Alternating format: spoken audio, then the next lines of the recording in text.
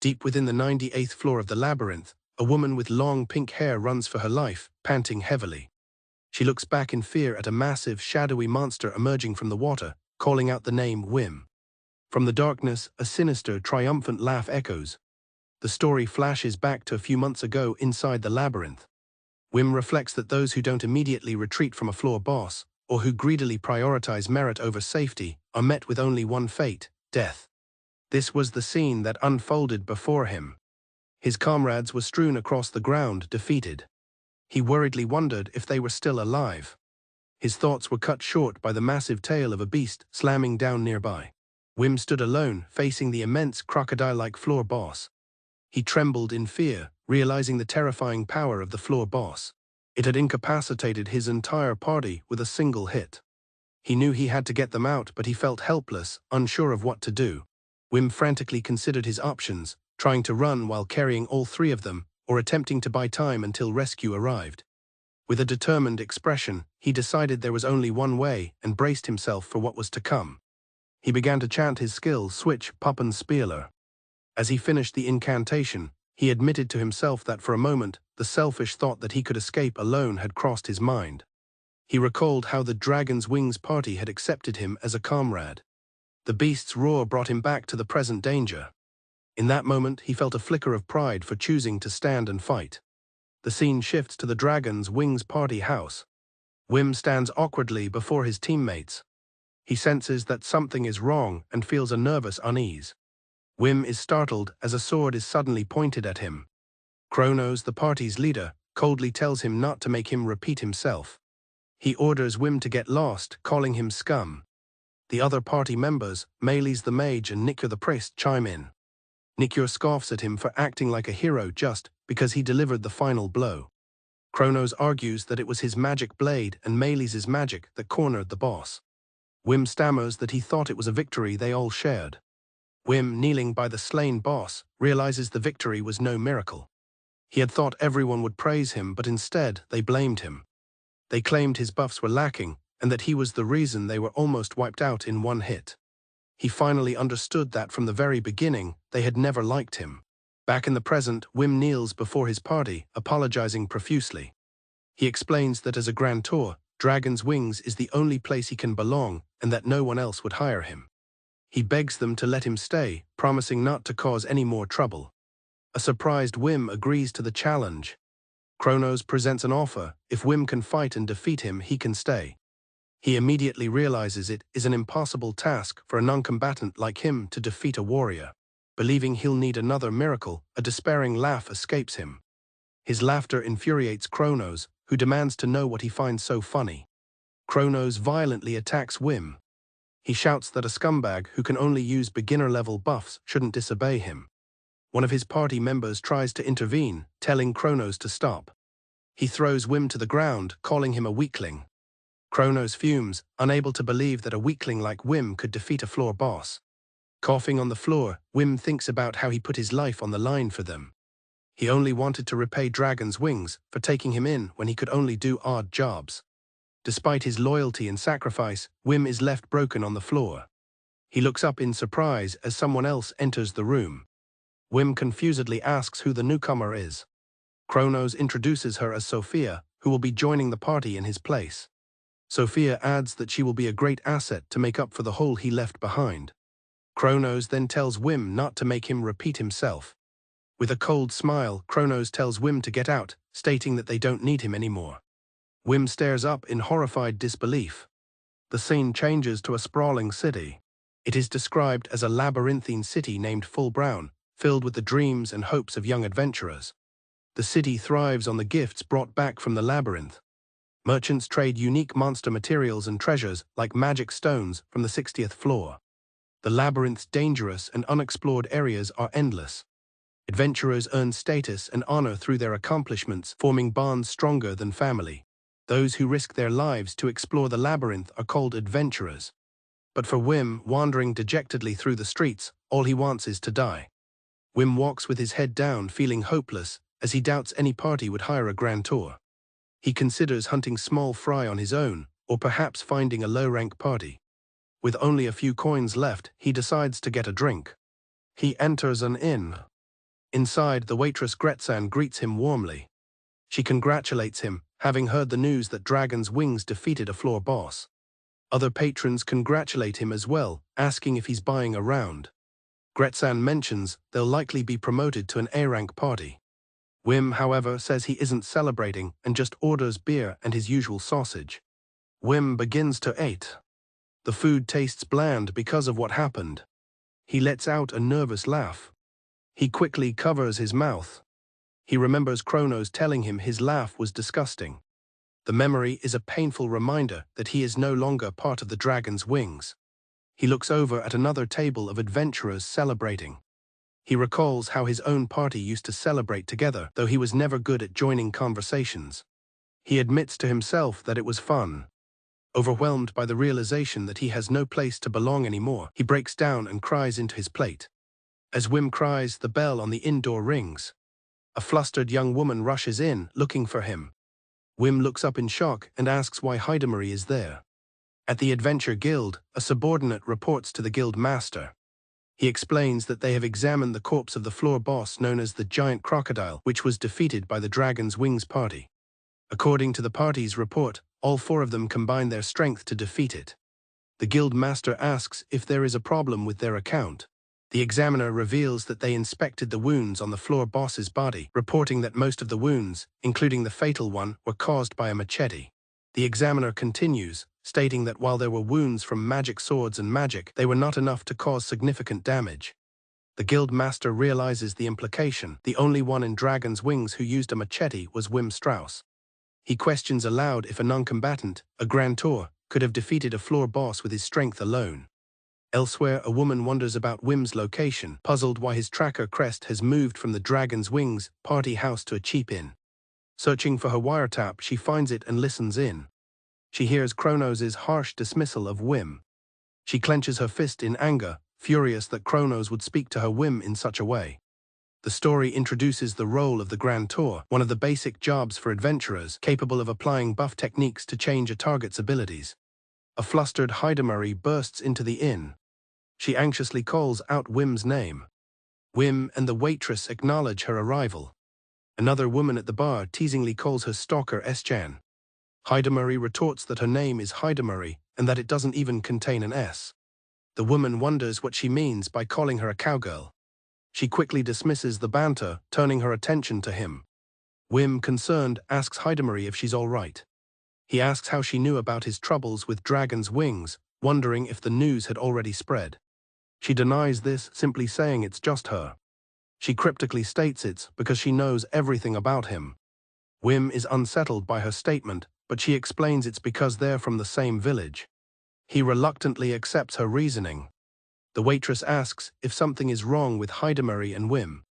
Whim, struggling to find the words, admits that he was fired from Dragon's Wings. His announcement shocks the entire inn into silence. The other patrons are stunned, questioning why he would be fired when his party was on the verge of an A-rank promotion. They comment that they'd heard about the other three members' exploits, but nothing about Whim, who was apparently just doing chores. Whim explains that he was fired so suddenly he didn't have time to prepare, but he left the necessary paperwork behind. He downplays his contributions, saying anyone could have done his job and that his replacement, Sophia, seems competent. Hidamari asks about Sophia, the girl who replaced him. Hearing this, Hidamari mutters about Kronos being a womanizer, which Whim awkwardly tries to deflect. He privately agrees with her assessment. Whim laments that if only he had built more trust, things might have been different. He lets out his signature nervous laugh. Hidamari points out that he hasn't fixed that. She clarifies that she's referring to his laugh. He immediately apologizes, asking if it was disgusting. She tells him it wasn't at all.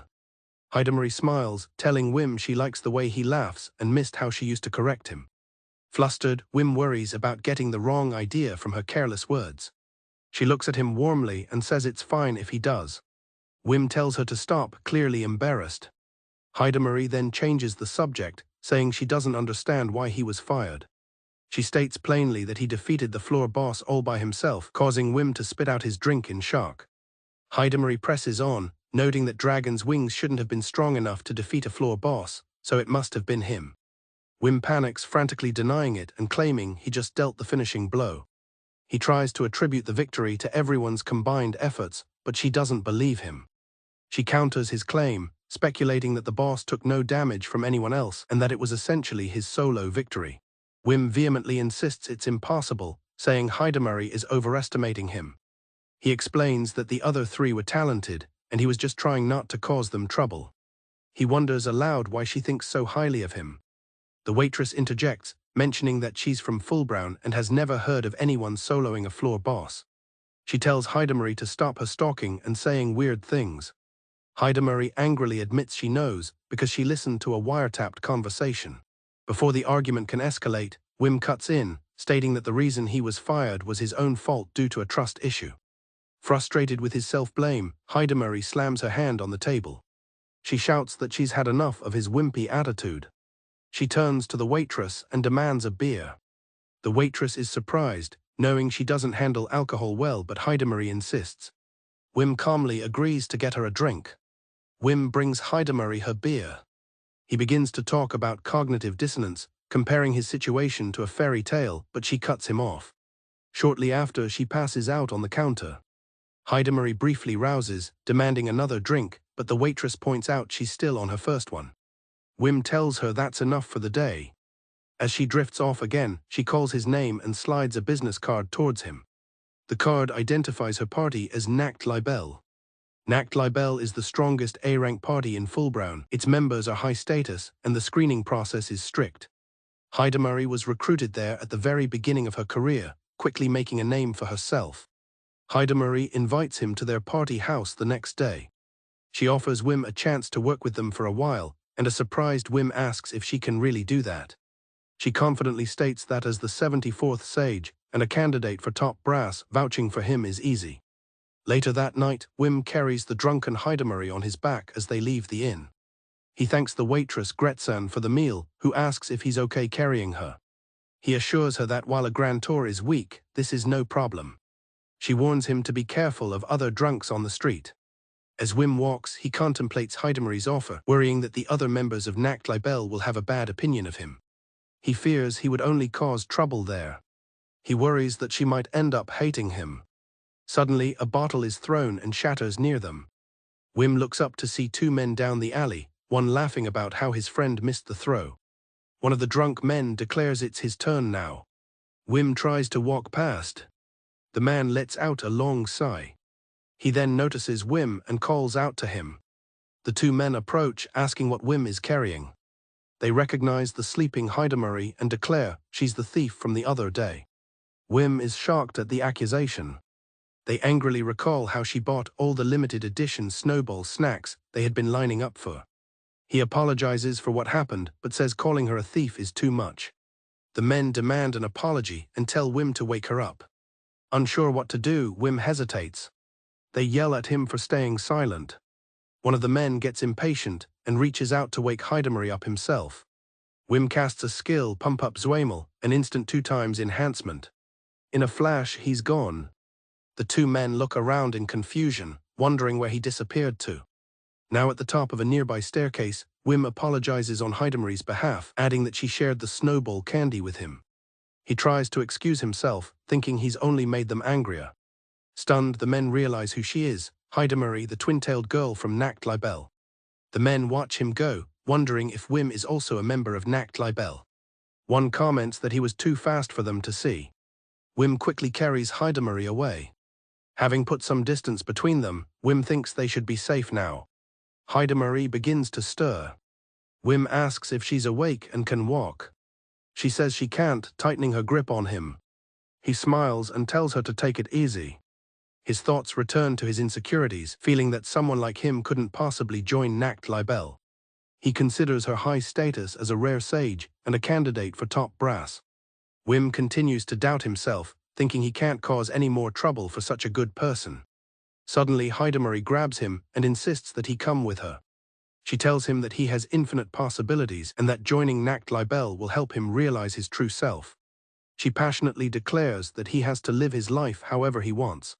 Whim thanks her for coming to him during such a difficult time. He tells her she shouldn't feel obligated to him and should live freely as well. Hidamari denies that her actions are born from obligation. Confused, Whim asks what her reason is then. Heidemarry thinks to herself that it's better if Whim doesn't notice the real reason. When he asks her why she's helping him, she simply says she doesn't know. She then leans in and whispers into his ear that it's because she knows everything about him, leaving Whim utterly shocked as the chapter concludes. Aniclimax is the largest A-rank party, boasting over 100 members. This powerful guild has already defeated 30% of the known floor bosses. A guard stands watch outside the imposing Aniclimax party house. Whim nervously wonders if he should be approaching. The guard, Abel, spots someone he deems suspicious lurking near the gate. Abel cautiously asks what the nervous young man wants. Whim approaches timidly, trying to remember what he's supposed to do. Seeing Whim reach into his jacket, Abel readies his weapon, suspecting it might be a threat. Whim presents a card, explaining that Heidemarry gave it to him. Abel is shocked to realize this person is an acquaintance of Heidemarry. Whim is confused by Abel's use of the pronoun hers. Heidemarry cheerfully welcomes Whim to Aniclimax. Whim is left speechless by the grandeur of the party house. The vast, ornate hall looks more like a mansion than a guild house. Heidemarry points out the training hall and cafeteria as Whim continues to be amazed. Abel approaches and apologizes for his earlier suspicion, explaining that Whim doesn't look like the person he was told about. Whim says it was his fault for being suspicious, but Heidemarry scolds Abel for the error. Abel explains that Heidemarry had described Whim as a gallant man, a claim she frantically denies. Still flustered, Heidemarry quickly ushers Whim onward. She pushes open a set of large, ornate doors. Inside, a hall is bustling with the numerous members of the guild. Heidemarry proudly announces to Camilla that she has brought Whim. The woman, Camilla, regards him with a serious expression. Camilla observes Whim, acknowledging that this must be him. Whim is intimidated by her presence. Camilla comments that Whim is smaller than she thought. He recognizes her as Camilla, the leader of Aniclimax. She playfully adds that she heard he was handsome and masculine, causing Heidemarry to panic. Camilla welcomes Whim to Aniclimax and shakes his hand as he introduces himself as a former fired member of Dragon's Wings. Whim is taken aback by her incredible grip strength. Camilla says Heidemarry told her about him and that their party welcomes all capable people. When asked about his previous job, Whim explains he mostly did chores because he doesn't have much mana. He elaborates that his tasks included enemy searches and office work. Heidemarry tells Whim not to mention unnecessary things like being fired, but he insists it's the truth. Camilla explains they are only scouting the floor, and she needs him to spot enemies from the rear. Whim panics at the mention of an immediate dive. Heidemarry explains it's to help him gain experience. He protests that it's too soon and that he's never dived with so many people before. She reassures him that it will be okay and urges him to come along. The party is transported into the labyrinth. The large party gathers around a teleportation device. With a flash of light, the device activates. The labyrinth is navigated via teleportation circles found on each level. Defeating a floor's boss can reveal special teleportation circles that allow parties to skip multiple floors. The large party of Aniclimax proceeds deeper into the dungeon. Heidemarry quietly gets Whim's attention. She asks him to put on a blindfold for a little while.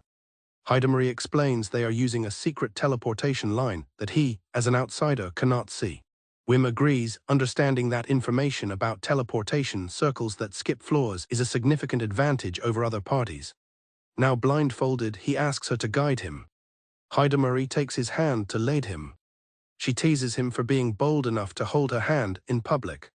Flustered, Whim clarifies that it's only because he can't see and suggests holding her shoulder instead. Heidemarry tells him to stop being flustered, though she doesn't mind. After using a secret teleportation circle a few times, they arrive at their destination. They have reached floor 97 of the labyrinth. Whim is in awe, remarking on the strength of an A-rank party to get to this floor so quickly. Whim feels a wave of anxiety, thinking he won't be of any use to Aniclimax. He worries that his limited experience will only slow down such a large and capable group. Camilla asks what he is mumbling about, while Heidemarry explains he's just nervous and cautious. Camilla acknowledges that it's good to be cautious. However, she startles him with a slap on the back. She tells the young boy that it's not good to be too tense. Camilla reminds him that he's been to this floor before with Dragon's Wings. She tells him he doesn't need to worry so much, especially since he defeated the floor boss before them. She adds that mapping is their main goal, so he should just do what he is capable of. Whim is so moved by Camilla's kindness that he feels like he might cry. Hidamari tells him to take it easy, assuring him that Nacht Libel is full of good people. Whim agrees, feeling slightly more relaxed. Suddenly, a strange sensation washes over him. Whim is suddenly startled by an unusual feeling. Hidamari asks what's wrong, and he explains that he thought he heard something. She wonders if it's a trap and suggests he should report it. Whim says it feels different, but decides to expand his search range to be safe. Whim activates a search spell, casting a magical field around them. The spell expands, allowing him to scan the immediate area. Suddenly, his search gets a hit. Hidamari reminds him to report anything suspicious to Camilla via transmission magic. The party makes its way up a massive staircase within the labyrinth. Whim uses his magic to contact Camilla. She asks what the matter is. He reports that he suspects a rockfall trap is just a bit ahead, about 45 meters away on the upper left side. Camilla questions his certainty about the trap. Whim states he is 90% sure, though he notes there could be a delay in its activation. Camilla instructs him to use the public channel to warn everyone next time he finds something. Whim is nervous at the thought of a party-wide transmission, a feature only large parties have. He activates the public channel on his transmission device. He broadcasts a warning to the entire party about a rockfall trap ahead, shaped like a 150 kg column. The party members are startled by the sudden announcement. Seeing the commotion, Whim worries that he has made a mistake. Camilla calmly assesses the situation, confident that Abel can handle a trap of that size. Abel steps forward, ready to take on the challenge. Abel moves into position under the predicted location of the trap. He plants his feet firmly on the ground. With his shield raised, he charges forward to meet the threat. The trap activates and he looks up to face it. A massive stone column crashes down, and Abel meets it head-on with his shield. The impact is immense, but his shield holds firm. He stands amidst the shattered remains of the column, impressed by the trap's power. Abel reports to the group that the trap has been cleared. Camilla commends him for a job well done. The other members are amazed, remarking that they've never heard of trap detection that could predict the object's shape. The party buzzes with discussion, wondering if it was a coincidence or the power of a Dragon's Wings member. Whim worries he's messed up, but Hidamari reassures him that he did well. As Whim continues to find traps, Hidamari muses that his normal is not normal at all, much to the bewilderment of the others. While the party rests, some members sit and ponder. They discuss Whim Strauss, amazed that he uses advanced enemy search as if it were natural. It's noted that Dragon's Wings became a B-rank party in just a few years, with only 4 members. Camilla wonders why she hasn't heard of him before and questions the reason for his dismissal. Whim contacts Camilla via transmission. She asks what's wrong, and he reports that the humidity is rising. Whim explains that they haven't seen any low-level winged insect monsters for a while. He believes this means they have entered the territory of a large monster. He identifies it as the territory of the great tortoise Zaratan, a hostile monster that can be avoided with detours. Camilla asks if he is sure, and he confirms he is 90% certain. Camilla reminds him that with such a high probability, he should have used the public transmission to report it. Whim apologizes profusely for his mistake. He panics, wondering what he should do now that he's messed up again. Camilla tells him to leave the searching to someone else and asks for his help in the battle instead. Whim realizes with dread that he has been removed from search duty. Camilla announces her decision. They will not avoid the great tortoise but fight it. Camilla tells Whim she wants to see his skill as a grand tour. Whim is haunted by the memory of being told he wasn't needed anymore, fearing another mistake will leave him with nowhere to go. He accepts her request, promising to do his best. He resolves that he absolutely cannot make any more mistakes. Hidamari asks to accompany Whim, stating she is the most familiar with his buff skills. Camilla agrees with the idea and tells Hidamari to take care of him. She turns to Whim with a smile, ready to show them what he can do. Whim reflects on his simple goals, to live in seclusion and help others when needed. His primary aim was to figure out what he could do for others. He opens his eyes, realizing that his plans have gone awry. Before them looms a colossal, armored turtle monster, the Grand Tour feasting on rubble. From a distance, Whim nervously watches the creature. Hidamari cheerfully suggests to Whim that they attack while it's eating.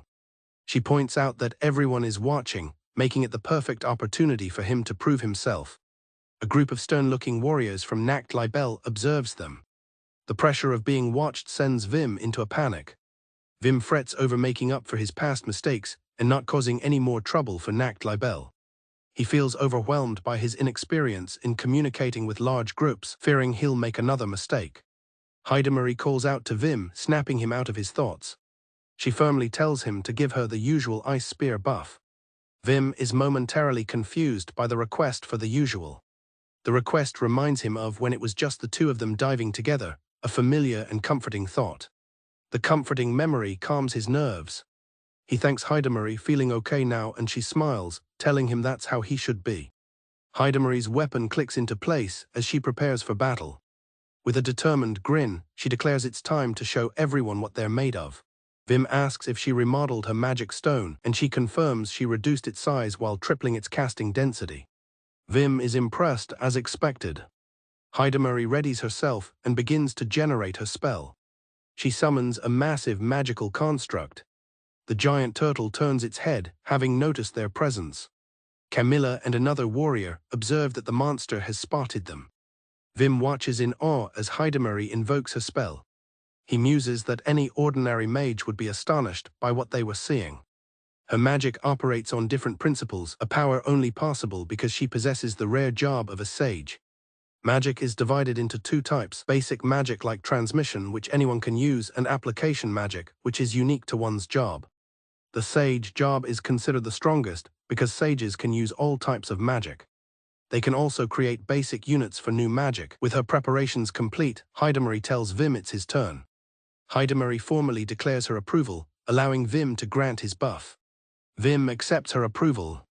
He begins his enchantment, applying the properties of frozen and solid to her spell.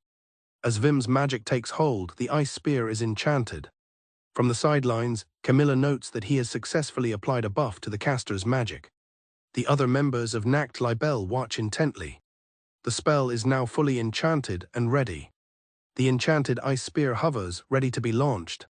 The Grand Tour lets out a roar and charges directly towards them. Hidamari warns Whim that it's coming and tells him to act on her mark, which he confirms. In perfect unison, Hidamari shouts the name of the attack. Whim shouts along with her, "Ice Spear." The enchanted spear strikes the Grand Tour, resulting in a massive, earth-shattering explosion of ice and debris. The onlooking members of Aniclimax are stunned by the sheer power of the attack. The shockwave forces them to shield their eyes as they cry out in surprise. Even Camilla watches in quiet astonishment. The dust settles to reveal the Grand Tour, impaled and frozen solid. Whim apologizes to a shivering Hidamari, admitting the magic output was stronger than he anticipated. She brushes it off, telling him he successfully demonstrated his skills, which he shyly accepts. Beaming with pride, she turns towards Camilla and asks for her opinion, boasting about how amazing Whim is. Camilla notices a crack in her armor from the force of the blast.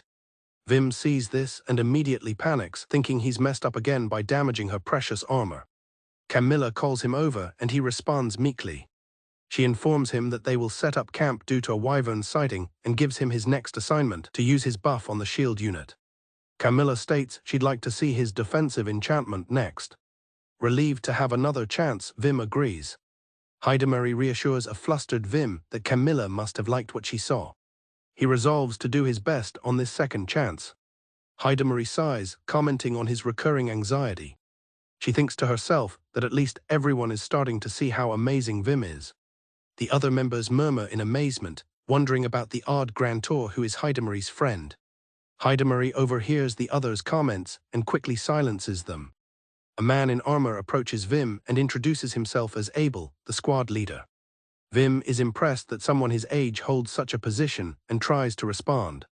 Abel waits patiently for a response.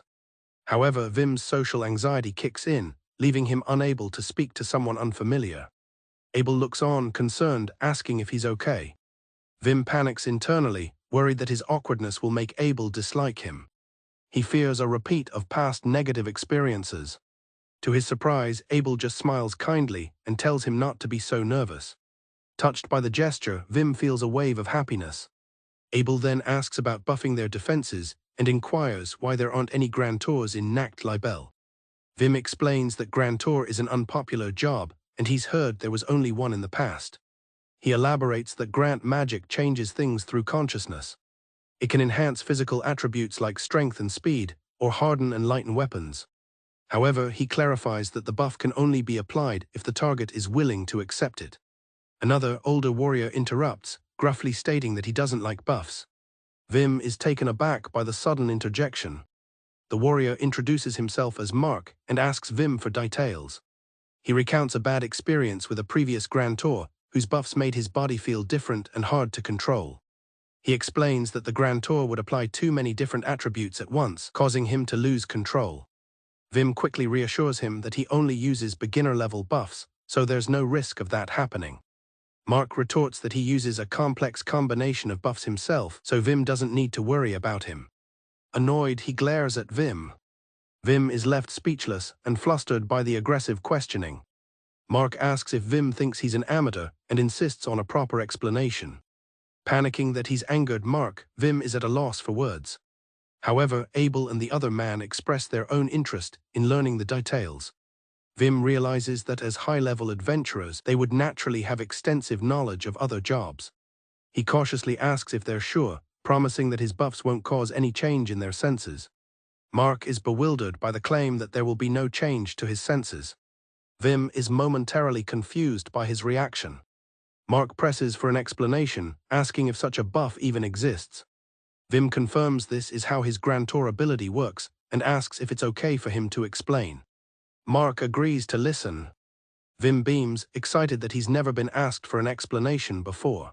Whim launches into an enthusiastic and detailed explanation about the discrepancies in grant magic, attributing them to outdated casting methods. The soldiers agree, noting that everyone's physique and strength are different, so a one-size-fits-all approach doesn't work.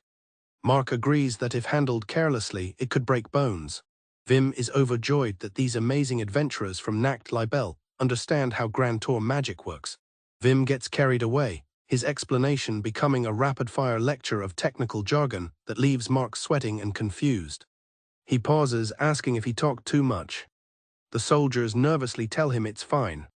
He then dives right back into explaining how he can combine dozens of different enchantments into a single spell. Mark finally shouts for him to stop, declaring that he understands. The other soldiers look on, taken aback. Whim realizes with a cringe that he's gotten carried away again. Mark summarizes what he's heard, asking if Whim can truly grant dozens of enhancements simultaneously. Whim confirms, adding that he has to shred and apply his low mana proficiently. Mark seeks final confirmation that his senses will remain the same. Whim assures him that, if anything, his body will feel better. Convinced, Mark places a hand over his heart and formally approves the grant from Whim Strauss. The other soldiers are surprised by his decision. Mark tells Whim that having so much knowledge is a sign of skill, and he trusts him. Moved by Mark's trust, Whim thanks him. He promises to do his best and begins the enchantment. Magic swirls around Mark as the buff is applied. Mark looks down at his hand with a puzzled expression, sensing the buff's effect. Inside a stone courtyard, two armored warriors, Abel and Mark, face each other. Suddenly, Mark lunges forward, throwing a powerful punch which Abel blocks. The two warriors exchange blows with incredible speed, their movements a blur. Watching from the sidelines with other soldiers, a nervous Whim asks for an opinion on the display.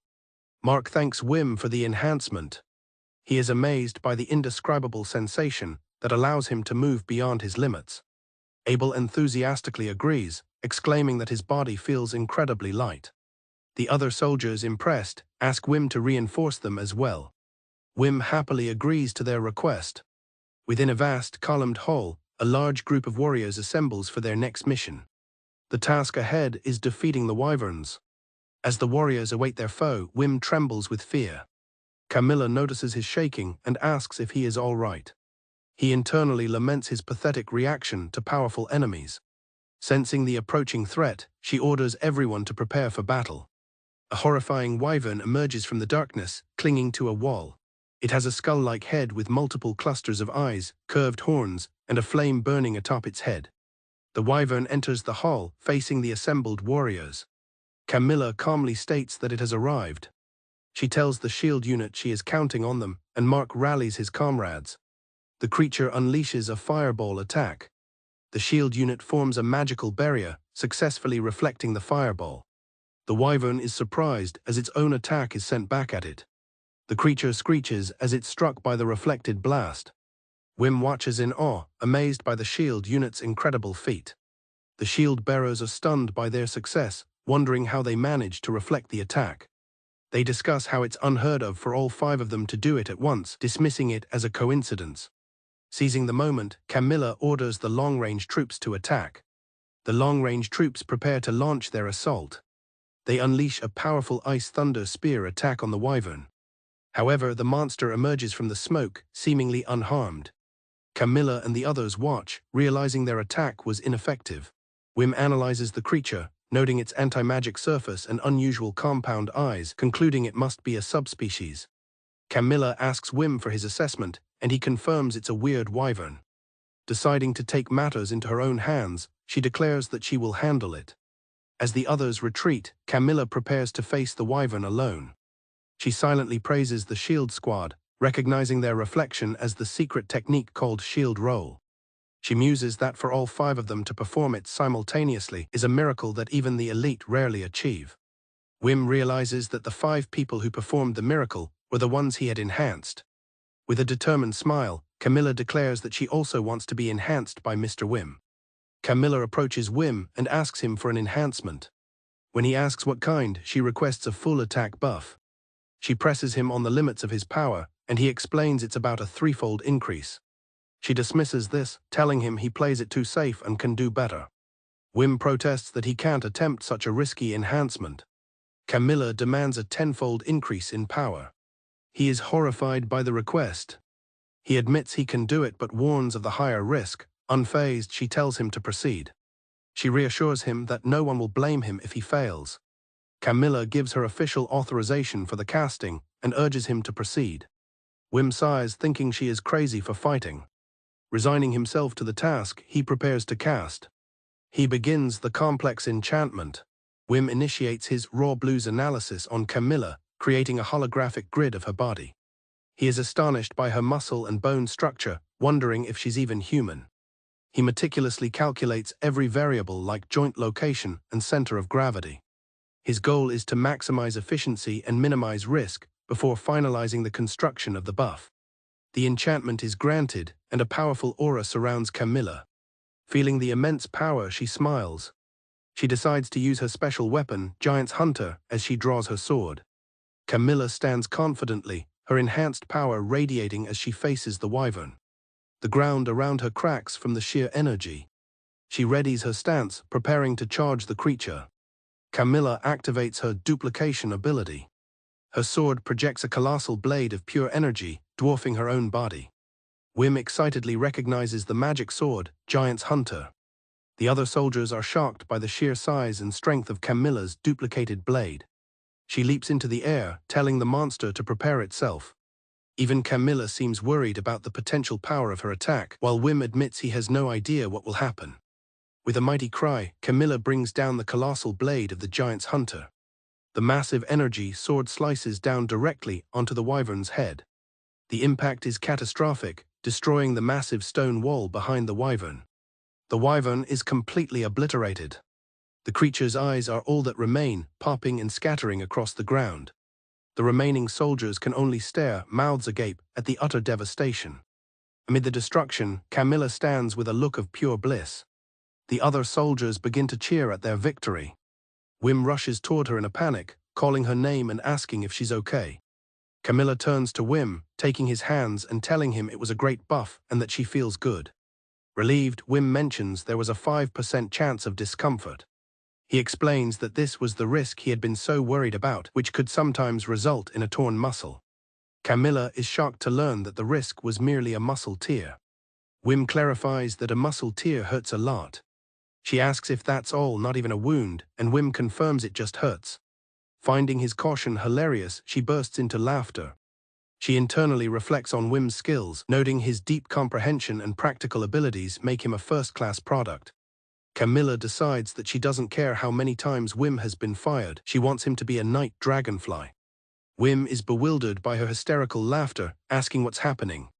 He wonders if her strange behavior could be a consequence of the buff. At the Aniclimax party house, a celebration is in full swing. The party raises their mugs to toast their successful mission. While the others cheer loudly, Whim sits apart from the main group, quietly and awkwardly raising his own mug. A man announces that their latest labyrinth dive was a great success, with significant map development and the discovery of a gold vein. Whim is left flustered and speechless by her enthusiastic praise.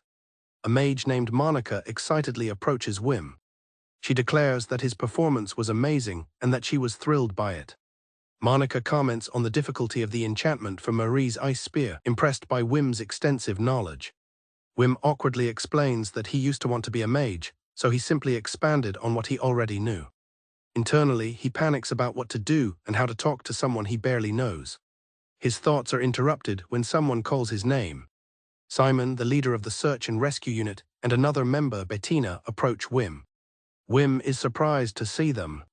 Simon mentions that he's read all of Whim's books and articles, which Bettina finds amusing. She gently chides Simon, telling him he shouldn't talk about his studies at a banquet. A man named Mark arrives with another adventurer, telling Simon to go drink instead. Whim points out to Mark that he always drinks too much. Undeterred, the older man beside Mark tries to get Simon to drink with them, much to Simon's dismay. The older man praises Whim's enhancement, admitting he never thought a reflection would happen and asking if Whim intended for it. Whim frantically denies it, insisting it was all thanks to the skill of the 5 shield bearers. Laughing heartily, the man tells Whim that he's definitely going places. Another man approaches, expressing deep regret for his discourtesy earlier that morning and calling the enhancement great. Whim, flustered, insists that he isn't behaving properly either. He worries he's spoiling the mood. The man smiles, mentioning that Heidemarie told him Whim has his own world. The older man puts his arm around Whim and asks if he'd like to join Aniclimax. Whim is overwhelmed by everyone's kindness and praise. He thinks that this is a place where he could truly spread his wings. He looks around at the elegant party members. He thinks that this is a place where he could truly belong. Heidemarie appears, heartily chewing on a piece of meat and thanking Whim for his hard work. The older man tells her to have a seat, commenting on her voracious appetite. Elsewhere, another man complains that the meat is mostly gone. Heidemarie comments on Whim's popularity. Whim dismisses it, saying he only did some support work while everyone else was amazing. She chides him for downplaying his role again and asks if he noticed how Camilla was looking at him. Heidemarie suggests Camilla is head over heels for Whim. When Whim asks where Camilla is, Heidemarie tells him she's in the office dealing with the aftermath. Deciding this is a perfect opportunity, Whim thanks Heidemarie and gets up to leave. Inside a large, well-appointed office, Camilla sits at her desk, diligently working at a typewriter. As she types, she reviews a document and wonders if she will be able to finish all her work today. Camilla leans back in her chair, reflecting on the day's events. She recalls the successful labyrinth dive and Whim's great work. She recalls the significant enhancement he provided. It felt so natural, it was as if her innate ability had been enhanced, like wings sprouting from her back. This allowed her to achieve a performance far beyond her normal capabilities. Letting out a sigh of satisfaction, Camilla considers the possibilities. She wonders if this enchantment could be suitable for training, pondering if vividly recalling the sensation of the enhancement could guide them to even greater heights. Camilla feels that with Whim's assistance, she might be able to break through the ceiling she's facing. A knock at the door startles her. Whim announces himself and she invites him in. He enters and is surprised to see her still in her armor, asking what's going on.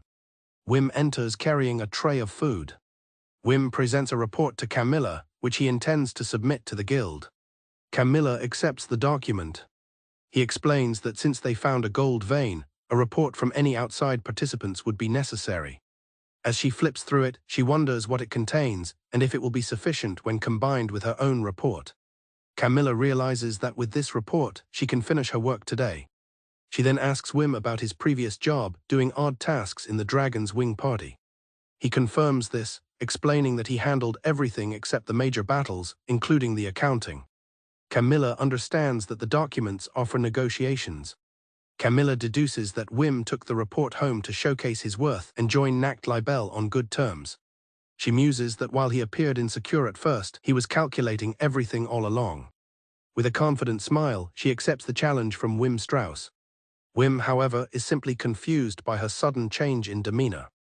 Camilla begins negotiations by offering Whim 500 melk. Whim is completely baffled. She explains that since the gold deposits fall under Aniclimax's jurisdiction, he won't be withdrawing money from there, but if he joins them, they'll give him an extra 2,000. Still confused, Whim asks what she's talking about. She misinterprets his confusion as him holding out for a better offer. Camilla thinks to herself that Whim is a ridiculous man. But she is determined not to let anyone else recruit him. She lays out a formal offer, a reward of 700 for the day's work, plus a special joining allowance of 3,000. She adds a fixed monthly salary of 600 mercs, the same as high-ranking members, with additional allowances based on performance. Camilla asks Whim for his thoughts on the offer. Stunned, he can only ask if she's joking. Taking this as another negotiation tactic, Camilla asks how much he earned in Dragon's Wing, promising to double it. Whim nervously says 200. Camilla mishears it as 2,000, exclaiming that it's a large amount. Whim clarifies that his monthly salary was only 20 merc. Camilla is utterly shocked into silence. She can't believe it, exclaiming that such a low amount isn't a salary for an adventurer risking their life, as even a novice store employee earns more. She demands to know if he's joking. Seeing his expression, Camilla realizes Whim isn't joking. Feeling he's caused a problem, Whim tells her not to force herself to give him the reward. He then tries to excuse himself and quickly leave the office, but Camilla calls out for him to wait. She questions if his salary was truly only 20 merc, finding it unbelievable given his strength. She wonders why he would be treated so poorly and why he was fired. She wonders what kind of party Dragon's Wing could possibly be. The scene shifts to the 35th floor of the labyrinth. The shadows of an adventuring party are cast on the wall as they advance through a stone corridor. Suddenly, they are confronted by a charging horde of grotesque goblins. Kronos recalls thinking that once Whim was gone, their lives as adventurers would become comfortable. With a new combatant joining them, the dragon's wings had formed a perfect formation, and their wounds from a near-fatal floor boss battle had been healed. Kronos had been confident that they could easily reach the deepest parts of the labyrinth and soon be promoted to an A-rank party. Yet in the present, he clutches a grievous wound on his leg. He yells at his healer, Nicola, to heal them quickly, berating her for being too slow. He grits his teeth, wondering what went wrong. Kronos impatiently demands to know if Melis is done with her spell yet. She struggles to complete the chant for a defensive spell. He grows more frantic, questioning why the chanting isn't finished. Melis finally unleashes a flame veil to hold back their enemies. As the flame veil holds back their pursuers, Kronos orders everyone to get out and follow him. The party hastily retreats down the corridor. He turns to Nicola and angrily asks why she hasn't finished the treatment yet. She apologizes, explaining that she isn't feeling well. The party regroups further down the corridor. Kronos apologizes for being on edge. Nicola tells him to calm down, and he replies that if she's okay, they can recover. Though they are still recovering and not in great condition, he rallies the team, determined to press on. He decides they need to confirm their position and asks if anyone can see a landmark. Melis calls out to Kronos, asking what kind of landmark he means.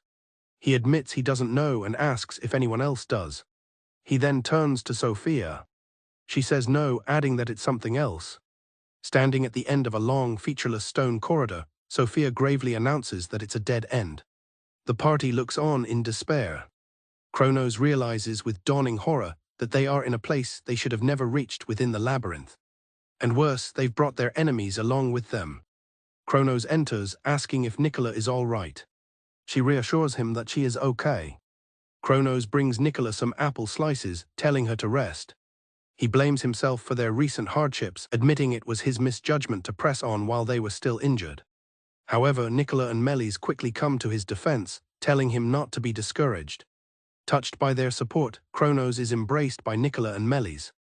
They reaffirm their commitment to work hard together again. Elsewhere, a woman reflects on her party's past failures in the labyrinth. Their strategy of brute force, combined with poor coordination and navigation, had limited their progress. She recalls a desperate moment where Sophia's flashbang spell was the only thing that allowed them to escape. She feels the weight of their near disaster, finding it hard to believe a B-rank party could struggle so much. The sight of a table cluttered with research, maps, and plans only adds to her frustration.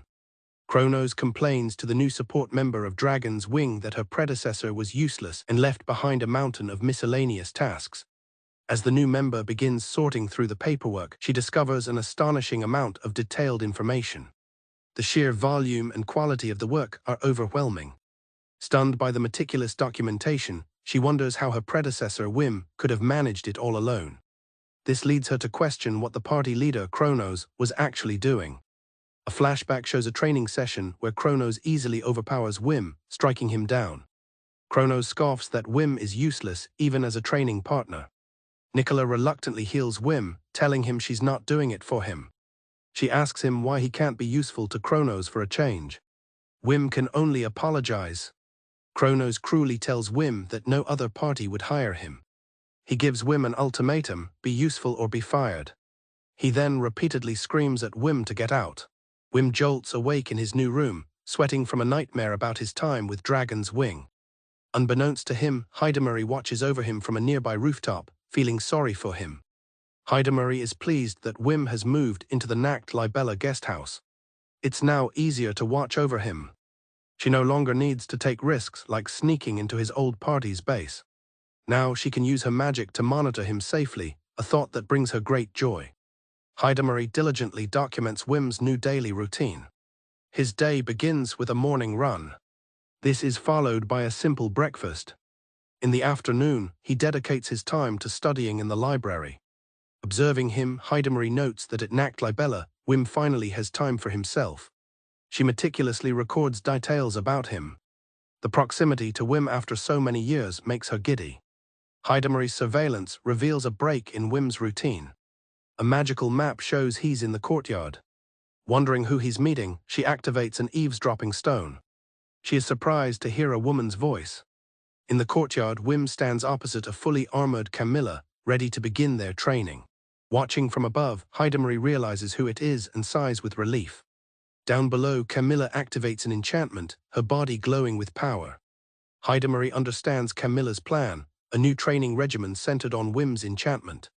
The method involves using a weakened version of the spell to push her body's limits. Then she will attempt to replicate those movements without magic to train her body to surpass its normal capabilities. Hidamari recognizes this as a way to incrementally push one's limits. In the courtyard, Camilla puts the theory into practice, moving with a speed and force she couldn't achieve before. Hidamari is astounded by Camilla's rapid progress, calling her a monster for mastering the new movements within an hour. Camilla identifies a flaw in her arm swings and asks Whim for advice. He suggests a reverse enhancement to adjust the friction in her joints. She eagerly agrees to try it. After Whim applies the reverse enhancement, Camilla's movements become even more precise. She asks for his feedback. Hidamari watches intently from her perch. Overcome with gratitude at her progress, Camilla impulsively embraces Whim. From the rooftop, Hidamari looks on in absolute shock. Hidamari descends into a jealous panic. She silently yells at Camilla for touching her Whim. She quickly tries to rationalize the hug as a simple expression of gratitude. Meanwhile, Whim seems to be enjoying the affectionate embrace from a pleased Camilla. This sight does little to soothe Hidamari's nerves. Camilla proposes making the training a daily routine and offering to pay Whim. Later, another party member, Mark, invites Whim out for a drink. Hidamari observes these interactions, seeing them as Camilla's strategy to integrate Whim into the group. As evening falls, she notes that Whim has gone out with his new colleagues. Hidamari tries to convince herself to give Whim some space during a guy's night out. Meanwhile, Whim is welcomed warmly by Hans, the vice-commander of Aniclimax, who raises a toast to him in a bustling tavern. The group has arrived at a lively pub staffed by scantily clad waitresses. From a nearby rooftop, a spying Hidamari is horrified to discover the nature of the establishment. Her frustration grows as she sees Whim glancing around. But the loud crowd prevents her eavesdropping stone from working. Inside the pub, Hans strikes up a conversation with Whim, noting he's from the same city as Hidamari. Whim confirms he is from Rifled. He explains he came to the city chasing a dream. Mark joins in, recalling that Monica said Whim had always aspired to be a mage, which Whim confirms. The conversation continues, with Mark guessing that Whim is more fond of fairy tale magicians than epic heroes. Whim enthusiastically agrees, trying to recall a favorite story. Another party member supplies the name Cinderella. From her hiding spot, Hidamari is amazed to see the usually quiet Whim actively participating in the conversation. Seeing Whim genuinely happy, Hidamari softly encourages him from afar. As the night winds down, Hans gives Whim some friendly advice. Their departure is interrupted when another group of men intercepts them, beckoning the single members of their party to follow. One of the men questions Mark, a married man, for bringing Whim along. Another suggests they should stop out of respect for his supposed relationship with Hidamari. Whim quickly refutes the idea, insisting they are just friends. He explains that Hidamari's kindness stems from a sense of responsibility. This statement leaves his companions utterly baffled. Just as they are processing Whim's words, Hidamari herself appears. The men are taken aback by her sudden arrival. Flustered, she quickly fabricates a story about a girl's night out and pointedly asks where they intend to take Whim. Whim and Hidamari greet each other. They walk off together. He reflects on his eventful day. He tells her how kind and welcoming everyone at Aniclimax has been, a pleasant contrast to his time with Dragon's Wing. Whim emotionally confesses that for the first time, he truly felt like he belonged. As Whim expresses his disbelief, she reassures him that he did well. Hidamari listens, smiling warmly, privately reflecting on her role in his life and hoping she has been a positive influence. In an ornate office, an investigator from the Adventurers Guild named Dominic approaches a woman in armor. The woman asks what he wants. He explains that he is conducting a secret investigation and requires her assistance. The woman, listening intently, asks him to elaborate on the situation. Dominic reveals that the subject of his investigation is Whim Strauss, a former member of the party Dragon's Wing. The woman listens with a serious expression. The woman scoffs, dismissing the idea as silly. She states that there is no way she can believe it. She finds it impossible that Whim could have single-handedly defeated the floor master of the 97th floor. Dominic explains that the only evidence is the wound on the floor master, which was caused by a machete wielded by the leader, Kronos. He adds that Whim's report is flawless and that they have been unable to conduct an open investigation. The woman points out that investigating the secrets of the labyrinth is precisely the investigation team's job. Dominic reveals they are delaying Dragon's Wing's promotion to rank A. He finds it suspicious that 3 individuals who couldn't even damage the boss are being hailed as heroes. Having read all of Whim's reports, he notes something that bothers him. He suspects Whim seems to deliberately omit his own achievements to avoid standing out. The woman concedes that this theory is plausible given Whim's personality. Though she finds it hard to believe, she agrees to cooperate. She suggests they assess his combat abilities. The scene transitions to Whim and his new party venturing through a stone corridor in the labyrinth. Whim detects a potential pitfall trap 50 paces to the left and apologizes for speaking up. Hidamari understands and instructs the party to change course. Whim reflects on his time with Aniclimax and how well he has conveyed information. His basic role is to provide support or reconnaissance from his position between the vanguard and rearguard. He notes that Aniclimax trusts and values someone like him. Whim feels grateful that he is being recognized and found useful. Camilla approaches Whim. She asks for a demonstration of his fighting skills. She specifies she wants to see him in one-on-one combat. Whim protests that he has only been hunting small fry. Hidamari informs Whim that the next labyrinth dive will be massive and she would like to know what he is capable of. She explains that knowing he can fight on his own would ease her worries. A scout reports spotting a large clay doll golem at a distance of 140. A party member suggests that since fighting alone is tough, they should let Whim fight for a bit before Hidamari and the others lend a hand. Whim accepts the challenge, promising to give it his best shot.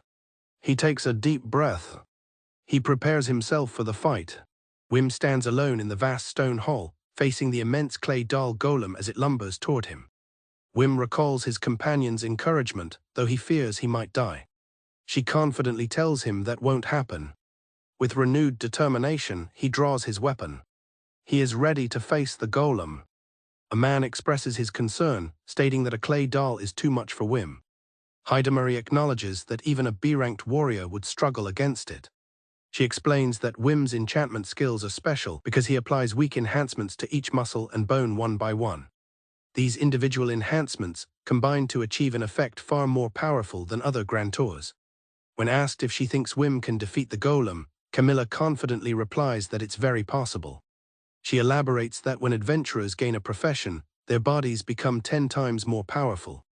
However, a grantor is only slightly stronger than a normal human, and their art of enchantment is difficult to learn and use. Applying enchantments to oneself rarely makes a grantor stronger than other professions. This is why there are so few of them. Their only advantage is being able to fight immediately after acquiring their profession, as their bodies undergo minimal physical change. The golem lunges with a massive fist, but Whim swiftly evades the attack. He then activates his skill, Instant Enhancement Zweimer, giving himself a twofold boost in power. Whim dodges another blow from the massive golem. He reflects on the advantage of applying enhancements to himself. There's no need to create a pathway for approval and delivery of his orders. Furthermore, he can make finer adjustments in real time. An enhancement that could previously only be applied once to each body part can now be applied twice. Due to his limited magic power, the enhancement won't last long, making this a short, decisive battle. Whim sprints up the golem's arm, shattering the stone surface with each step. His companions watch in astonishment. He knows that stronger enhancements should cause painful recoil on his weaker body, but he can still fight. He feels no recoil. He wonders why, questioning if he has improved. He considers if the pain is just delayed. Deciding not to be greedy, he presses forward. He activates an even stronger ability, Instant Enhancement Dramer, a triple boost. With his power tripled, Whim unleashes a devastating assault. His strikes shatter the golem's stone body, sending debris flying. He continues his relentless attack, breaking through the golem's torso. He finally spots his target. His eyes widen as he sees the monster's core. With a final powerful strike, Whim destroys the core. His party members look on in awe. A young woman smiles, pleased with the outcome. The massive golem crumbles to the ground behind him as he walks away, victorious. The clay doll collapses into a heap of rubble, completely destroyed. The onlookers are stunned into silence. One of them notes that the battle ended in an instant. The other adventurers are equally confused, having missed the action entirely. Hans remarks that in terms of speed alone, Whim is among the top fighters in Fieldbraun. Whim walks back toward the group, apologizing for the delayed judgment and asking if he took too much time, a question his teammates vehemently deny.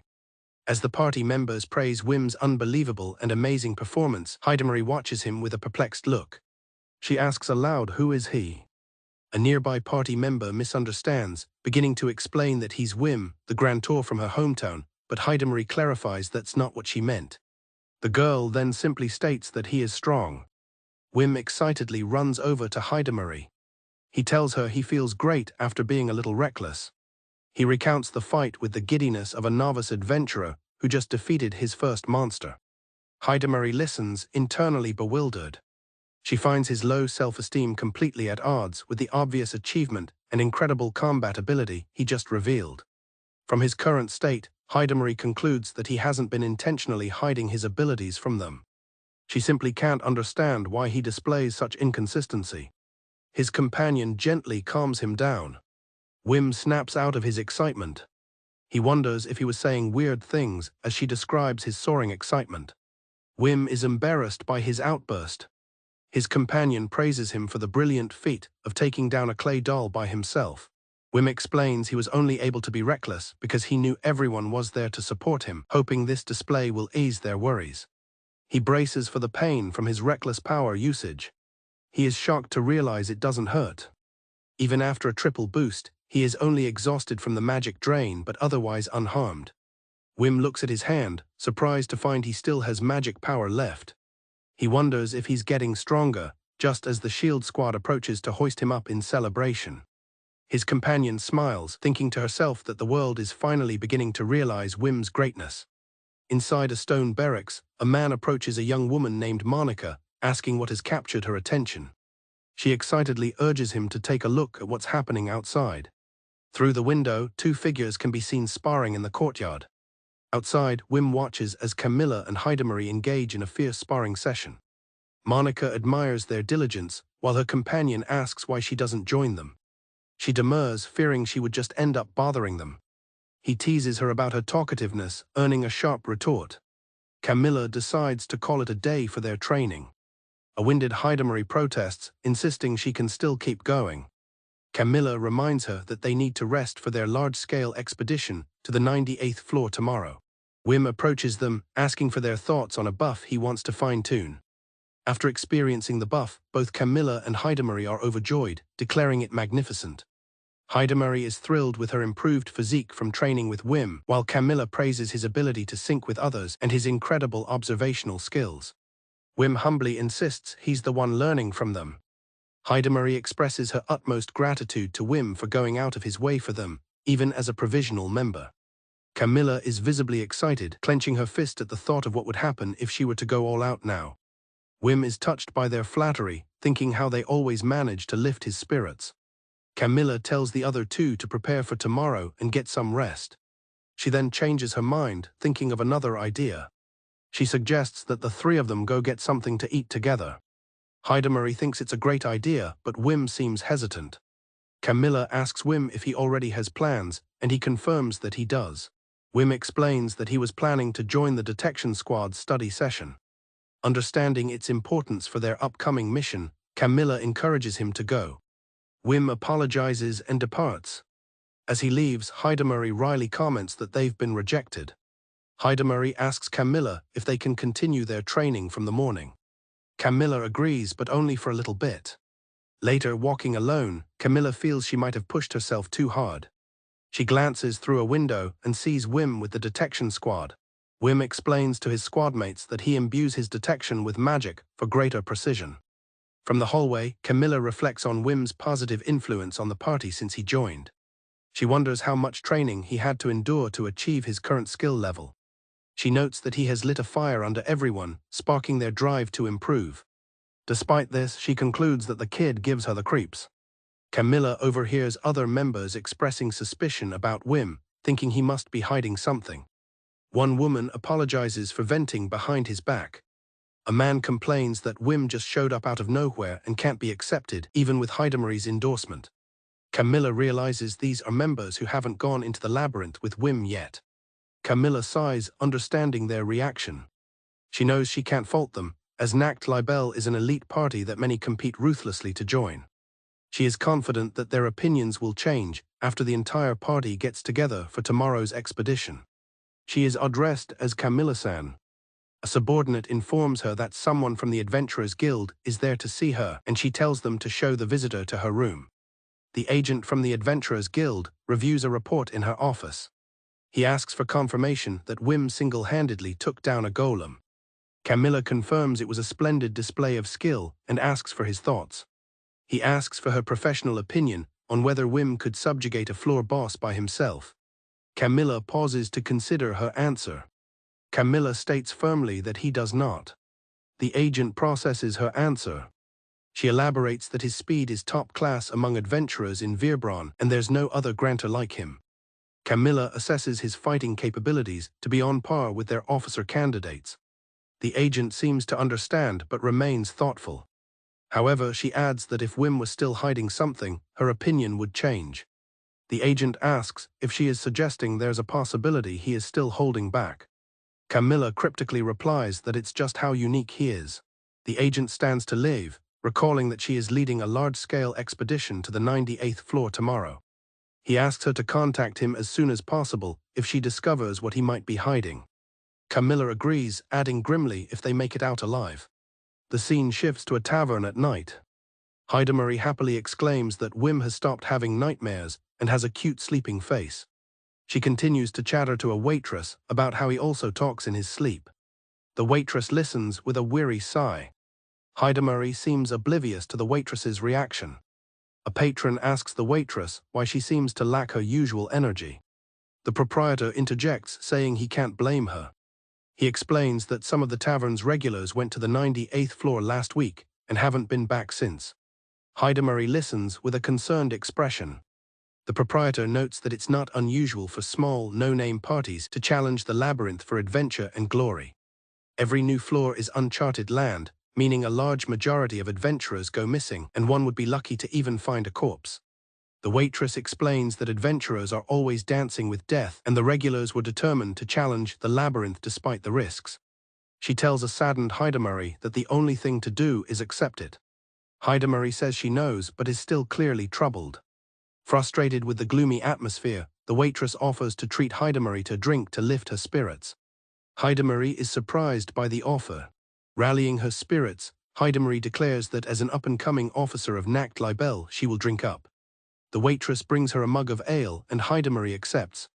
The waitress brings an absurdly large mug, shocking Hidamari. Hidamari is stunned to learn that the drink is 5 times the regular price. She calls it a rip-off, leading to a playful argument with the waitress. The patrons smile, one remarking that it's been a while since he's seen Hidamari laugh. The waitress playfully calls her Sta-chan, prompting an angry correction that her name is Hidamari. The waitress then asks if she's really going to the 98th floor tomorrow. With a worried expression, she makes Hidamari promise to come back in one piece and to visit again with Whim. Hidamari falls into a contemplative silence. She scoffs confidently, asking who the waitress thinks she is. The reality of their world is harsh. One day you could be sharing a drink with someone, and the next day they could be gone. The scene shifts to the 98th floor. The missing party of adventurers panics, realizing they have gone too deep. Their leader screams at them to shut up and retreat. The adventurers splash through the dark water, trying to escape. Suddenly, the leader is seized from behind. Screams echo as his companions, Damien and Raleigh, are taken by unseen monsters. The leader curses, realizing his fate. He apologizes to his daughter, Ilia, hoping she can forgive him. He grips his weapon, ready to make a final stand. Facing a massive, dark maw, the adventurer defiantly shouts for the creature to reveal itself, vowing to die an adventurer's death. His defiance is cut short by a look of sudden shock. A massive bite echoes in the darkness as the chapter ends. A tall clock tower stands over the city, marking the beginning of a significant day. The heavy, armored boots of the adventurers echo through the streets. The white banner of Nacht Libella, emblazoned with its crescent moon crest, flutters in the wind. A massive crowd has gathered to watch the procession. The crowd enthusiastically cheers for the passing adventurers. Whim stands silently amidst the cheering onlookers. He remarks to himself that the large-scale labyrinth investigation has created a festival-like atmosphere. He wonders if his old comrades are watching as well. He is struck by the realization that he still considers the members of Dragon Wings his everyone. Whim tries to focus on the present, reminding himself that he's with Nacht Libella now, at least for the time being.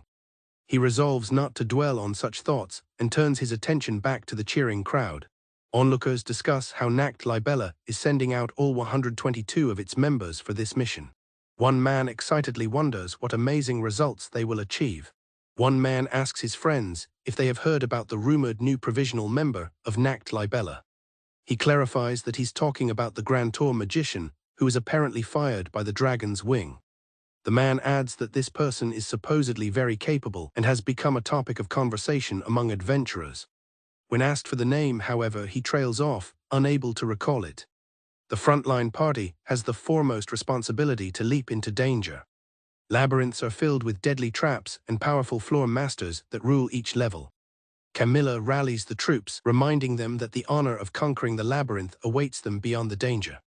The adventurers gather in a vast, ornate hall, ready for their briefing.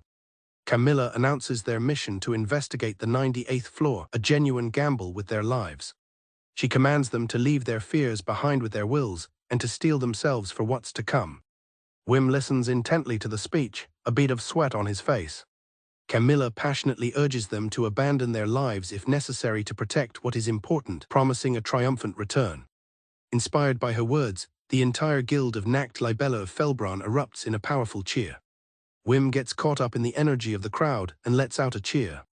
Hidamari dryly comments that he's not very good at this sort of thing, adding that he shouldn't point it out even if he notices. Their journey begins, descending to the first layer of the labyrinth located beneath the guild. The party reaches the entrance to the vast, dark expanse of the 98th floor. The frontline unit stands at the entrance to the cavernous new floor. Whim is amazed by the scale of the cavern, noting that it's as if there is no ceiling. He reflects on his role, to bestow enhancements on the frontline unit and assist with scouting. He understands the weight of his role, as any delay on his part could slow their overall progress.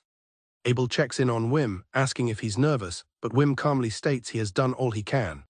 The pressure proves too much, and Whim becomes nauseous, much to Abel's concern. Whim apologizes, insisting that he is okay. He tries to calm himself down by mentally rehearsing his strategy, which he's divided into 2 phases. As Whim mutters his complex plan, Abel offers encouragement, telling him he's never made a mistake in training. Abel says he is counting on Whim, and asks Whim to rely on them as well. Abel confidently promises to protect Whim, even from a floor boss. Whim is visibly flustered and touched by Abel's words. Realizing he may have been too forward, Abel sheepishly apologizes for his cheesy comment. Whim thinks about their daily training and wonders if this could be considered a friendship, contemplating inviting him for a meal. He calls out to Abel, who turns to answer. Whim becomes flustered, stammering and unable to ask Abel to join him for a meal. A mysterious voice welcomes them to the labyrinth. Whim is visibly shocked by the sound. Abel notices his reaction and asks what's wrong, but Whim claims it was just a bug. Whim realizes with dread that he has heard this voice again, something that happens every time he enters the labyrinth. Whim orders the forefront team to form a bident formation, and Abel agrees. Whim smiles, ready to proceed. They approach the dark entrance of a cave. The party advances through the cavern, which is teeming with strange creatures and plant life. As expected, Whim confirms an enemy presence, a Type B Hydra. He recognizes that a Hydra is a species that needs a water source to survive. The moist walls of the layer suggest a high likelihood of water veins somewhere nearby. He also identifies several new species of bird-like and semi-aquatic creatures. Whim assigns scouting areas, taking the far right and underground himself, while another member covers the left and front. Whim informs the team that the path is descending, and they should be careful when creating the map. Another party member confirms his observation. Whim quickly calculates their position based on the new data. Abel is amazed, realizing Whim is performing far beyond his assigned tasks by constantly running detailed verifications. Whim continues to meticulously update the holographic map. Abel is astonished, thinking that at this level of detail, the maps will be worth several times the usual price. The mental exertion causes Whim to panic, wondering what he should do. He once again succumbs to nausea. Abel comforts Whim, telling him they are progressing smoothly thanks to him and that he should stay hydrated. Their conversation is interrupted when another adventurer summons both of them to the leader. The leader confirms with Whim his estimation that a large hall is up ahead. The team discusses their findings, agreeing that a large hall is ahead and that the scent of water indicates a lake or river. A party member suggests replenishing their supplies and asks Whim to analyze the water quality. Whim explains that the water quality is fine, as he saw a butterfly that only lives near clean water. Camilla asks if anyone has anything else to say now that all information has been shared. Abel prompts a hesitant Whim, asking if there is something else on his mind. Camilla tells Whim to just say what he's thinking, even if it's not important. Whim explains that the slope is peculiar, as it has started to go slightly uphill after being downhill the entire time. Camilla considers that a descending path to a water source would be natural, but this change could be a trap. She contemplates the possibility of a trap involving rolling rocks, or more likely, something that could submerge them. Whim outlines the worst-case scenario. The uphill trend could lead to a large influx of water. This would completely submerge their escape route, leaving them trapped in the labyrinth to be attacked by the floor boss. The party listens with growing concern. Whim apologizes, saying it's just a what-if and they shouldn't worry. Camilla looks grimly at Whim, who apologizes for making everyone anxious. Camilla acknowledges that Whim's cautious nature has helped him grow, but tells him not to hold back. She looks at him kindly and says he is allowed to live life as he pleases. Visibly moved, Whim thanks her. The subsequent investigation proceeded without any battles against large monsters. Furthermore, they discovered multiple gold veins, ensuring the profitability of the expedition. Whim feels uneasy, thinking that things are progressing so smoothly that it's suspicious, like they are being lured in. The labyrinth dive is scheduled for a week, and they have already achieved significant results. Camilla admits there's vague concern about the slope issue, but insists they cannot turn back at this point. A party member agrees, stating it's impossible for Libella to turn back just because something seems unnatural. Another member adds that returning now would mean ending up with too many dark maps. Whim reflects on the concept of dark maps, calling it the dark side of Felbron. They are created by sending people enchanted with transmission magic into the labyrinth to transmit information until they die. Though they shouldn't exist, these maps are traded at high prices in Felbron's underworld. Camilla explains that if they were to leave the investigation incomplete, the demand for dark maps would suddenly surge. She states firmly that they take pride in avoiding such situations and it must not be allowed to happen. Camilla stands before the party and announces that they will form an advance team. Whim recognizes that considering the risks, sending a smaller team to the Great Hall is the best course of action. He assumes such a dangerous task will fall to the elite members and wonders who will be selected. Camilla prepares to announce the names of the 6 members of the advance team. Hans, the vice captain and a swordsman, is chosen. Abel, the shield squad leader and a tank, is also on the team. Monica, the mage squad subleader, is selected. Bettina, the recon squad subleader and a mage, is part of the group. Heidemarie, an executive officer candidate and sage, is chosen. Whim, the provisional member and a grand tour, is the final member selected. Whim is stunned by the announcement. He stammers, asking why he was chosen, while Heidemarie congratulates him on the incredible feat. He feels crushed by the immense weight of responsibility, wondering if it's just for party balance. He tries to steel his resolve, telling himself he is counting on everyone. Still panicking, he wonders what he should do as the chapter comes to a close. A 6-member advance party was formed to scout the Great Hall for potential water sources. To his great surprise, Wim Strauss found himself selected to be among them. Abel and Hans are surprised by a sudden enchantment. Monica, Bettina, and Heidemarie also feel the effects of the powerful magic. The team members are amazed by the effect of the spell, exclaiming how light their bodies feel. Whim explains that he has applied a speed enhancement to help them reach the Great Hall quickly and will add more if combat becomes necessary. Monica is particularly moved by the amazing failing and gets extremely close to Whim. An angry Heidemarie yells at Monica for sticking too close to him. Monica playfully asks what is wrong with Marie-chan. Heidemarie furiously accuses her of being too chummy with Whim and demands she stop adding suffixes to her name. Monica is confused, asking if they are not friends. Heidemarie declares Monica her enemy, calling her a cow woman. Hans steps in, trying to calm the situation and asking them to get along. Hans states his trust in the team's abilities despite it being their first time together. Bettina confirms their plan is to take the shortest route and avoid combat as much as possible. Hans asks Whim to provide recon support if he has the capacity. Whim nervously agrees to do his best. The pressure makes Whim sick again, and Heidemarie offers him some water. Hans wryly comments that it feels like he's chaperoning children, which Bettina affirms. The party approaches a cave entrance. A frog-like monster is startled as the party speeds by. The team dashes through the cavern at incredible speed. Hans is impressed, wondering if their speed is entirely due to Whim's enhancement. Hans notes that despite their speed, they haven't felt tired at all and should reach the Great Hall soon.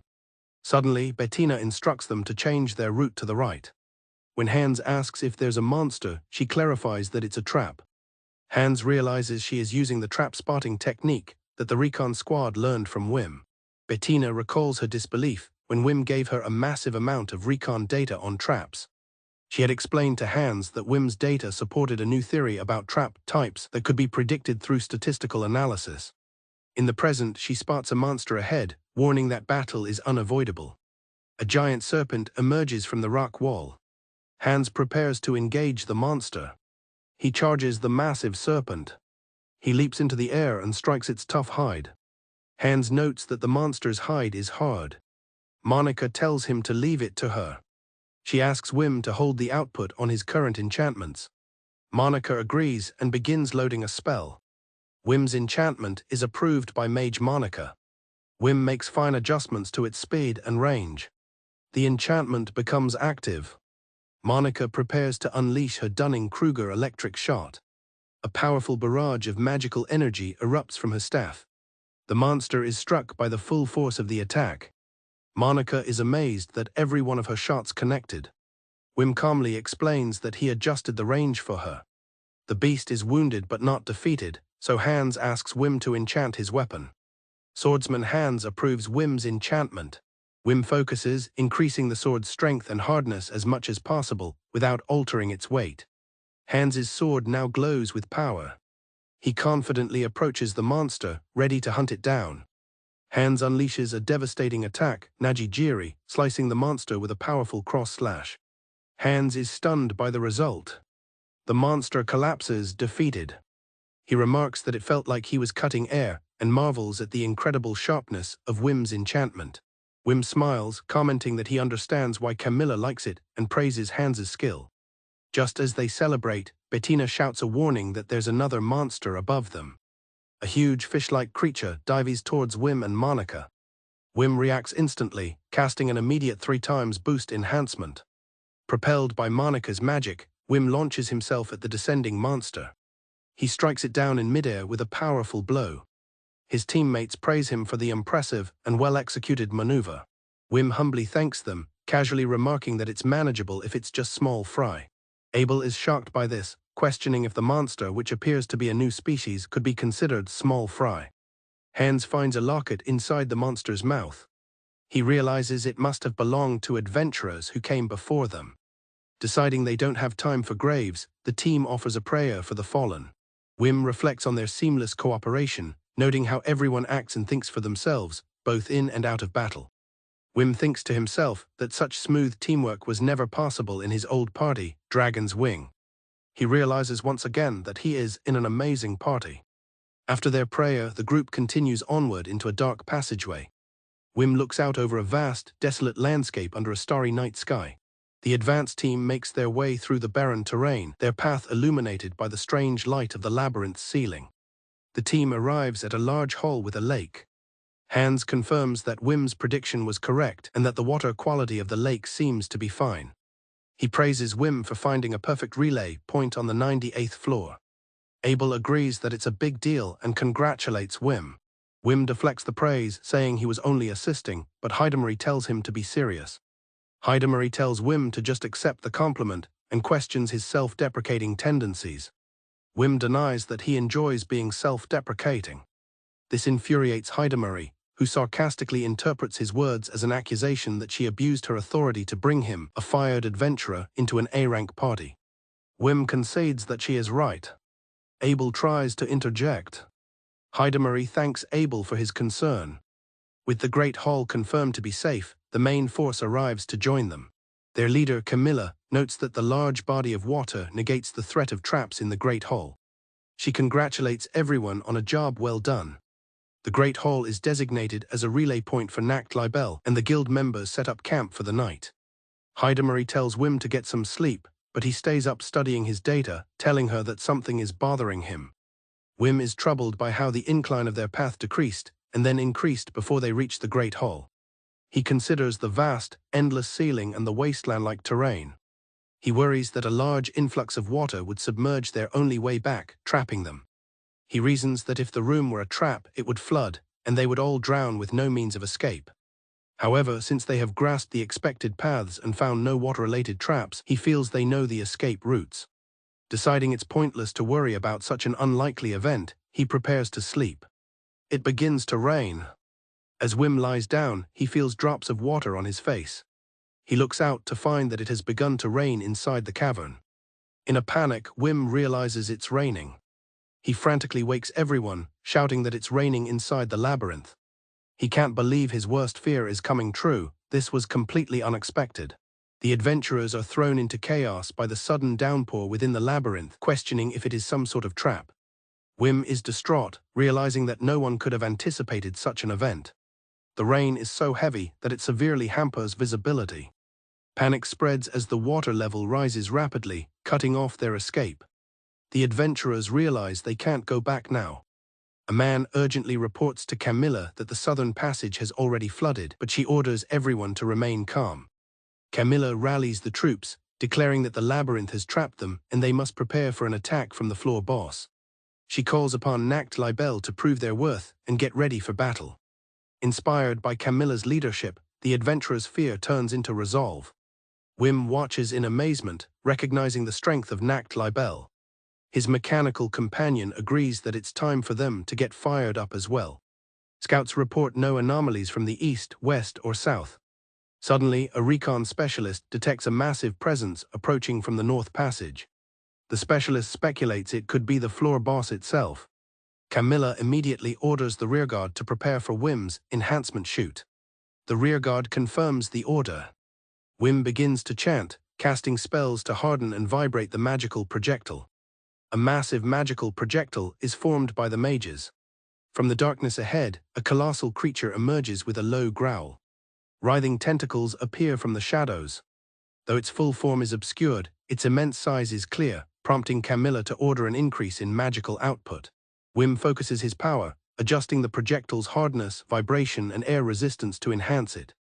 The mages then unleash their combined attack, the Thunderstorm Spear. The enormous, enchanted spear soars through the cavern towards its target. The spear strikes the monstrous creature with a blinding flash of light and immense force. The recon specialist reports that the target was not defeated. Instead, the creature is changing form, becoming a mass of countless tentacles. The tentacles surge forward towards the adventurers. Whim quickly orders the shield squad to the front. He then casts an enchantment on their shields. The enchanted shields form a powerful barrier, reflecting the flurry of tentacle attacks. The shield bearers stand firm, ready for more. With the defense holding, Camilla commands Hidamari to illuminate the target, and she confidently affirms the order. Hidamari unleashes her flash roar spell, shouting that she can see the monster's body. A brilliant light floods the cavern. The sight of the creature's true form leaves Camilla momentarily speechless. Illuminated by the flash, the floor boss is revealed in its entirety, a horrifyingly massive, slug-like beast clinging to the ceiling, its body covered in eyes and tentacles.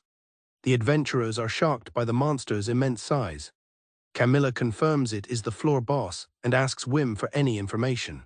Whim nervously explains that it doesn't match any known boss, resembling a smaller monster, a sea cow. Based on Whim's assessment, Camilla deduces that fire magic should be effective. She orders the rearguard to attack with fire spells. The mages immediately cast a barrage of flames. The volley of fire magic engulfs the floor boss. Seeing that their attacks are working, the adventurers shout with encouragement. Camilla instructs the frontline to pair with the shield squad to defend against the tentacles while striking the main body. The rearguard is also to pair up, intercepting and attacking separately. The squads move to execute the new plan. Camilla tells Whim to conserve his energy by focusing his enhancements solely on the shield squad's defense. The shield bearers call out to Whim, ready for the buff. Whim determinedly agrees to the plan. The battle becomes a magnificent display of coordination as the frontline fighters weave through the gaps created by the rearguard. They execute hit-and-run attacks to gradually wear down the massive boss. The fight unfolds like a meticulously calculated chess game. Despite being deep in enemy territory amidst a heavy downpour, Aniclimax's strategy is executed flawlessly. With the tide of battle turned in their favor, the wounded boss is pushed back. Whim watches in awe, realizing he is witnessing the true strength of the Fellbrand top party. Camilla approaches Whim, her decision made. She announces that she is going in to finish the fight and asks him to enhance her with his full power. With a confident smile, Camilla tells Whim she is counting on him as always. Whim agrees to her request. She formally approves Grantor Whim's enchantment, preparing to enter the fray. The other members see their captain moving out. Whim focuses his magic, determined to provide Camilla with the optimal enhancement for her attack. Empowered, she dashes forward in a flash of movement. Camilla stands before the boss, her sword glowing with immense power from Whim's enhancement. The other adventurers shout for everyone to fall back and give their captain space. Camilla prepares to face the weakened boss. Whim observes her intent to finish it with a single strike, but remains wary of any hidden trump cards. Camilla believes it is best to defeat the boss with one powerful blow before it can reveal any surprises. With a grin, she declares that it is time to fully test the results of their training and lunges forward. A few years ago, a flashback begins. Hidamari recalls her intense training regimen. She took great pride in mastering her body and magic, but she knew she had reached her limit. Pushing herself relentlessly, she is shown performing a grueling exercise. After 10-22 repetitions, she finally collapses. Exhausted, she lamented that her progress was the same as before. She felt that she was making no progress. She clenched her fist in frustration. Hidemarie had resolved that if she could not improve further, she would devote herself to leadership and guiding others. She believed that at that moment, her life as a warrior would die.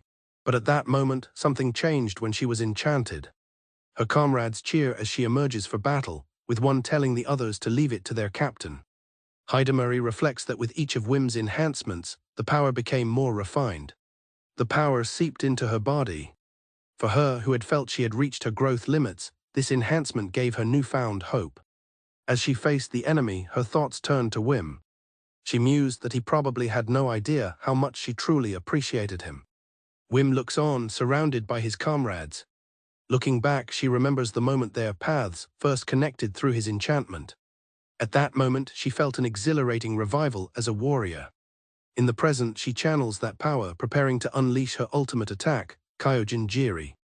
Hidemarie unleashes a devastatingly powerful slash of energy. Whim watches in amazement, commenting that the attack is huge, far larger than the one used against the wyvern. Abel notes that the open sky of this floor allows the captain's abilities to be used without restriction. The attack strikes its target. Hidemarie lands after her powerful strike. A young female adventurer looks on in awe, remarking on how much bigger the attack was. She feels her body become light from the enhancement. With a blissful smile, Hidemarie relishes the feeling of being able to strike with her full might. The adventurers yell for everyone to fall back even more, amazed that she is fighting all out and being careful not to get hit. Hidemarie continues her relentless assault on the monster. She follows through with her powerful attack, Kyojin. The final part of her attack, Jiri, slices through the massive monster, cleaving it in two. The sheer force of the blow sends a powerful shockwave towards the onlookers. Whim shields his eyes, stunned by such incredible power. The bisected monster falls apart. The adventurers erupt into a massive cheer, celebrating their victory. Whim looks on with a troubled expression. He senses that the fight is not yet over. Camilla announces that the target's biological response hasn't disappeared.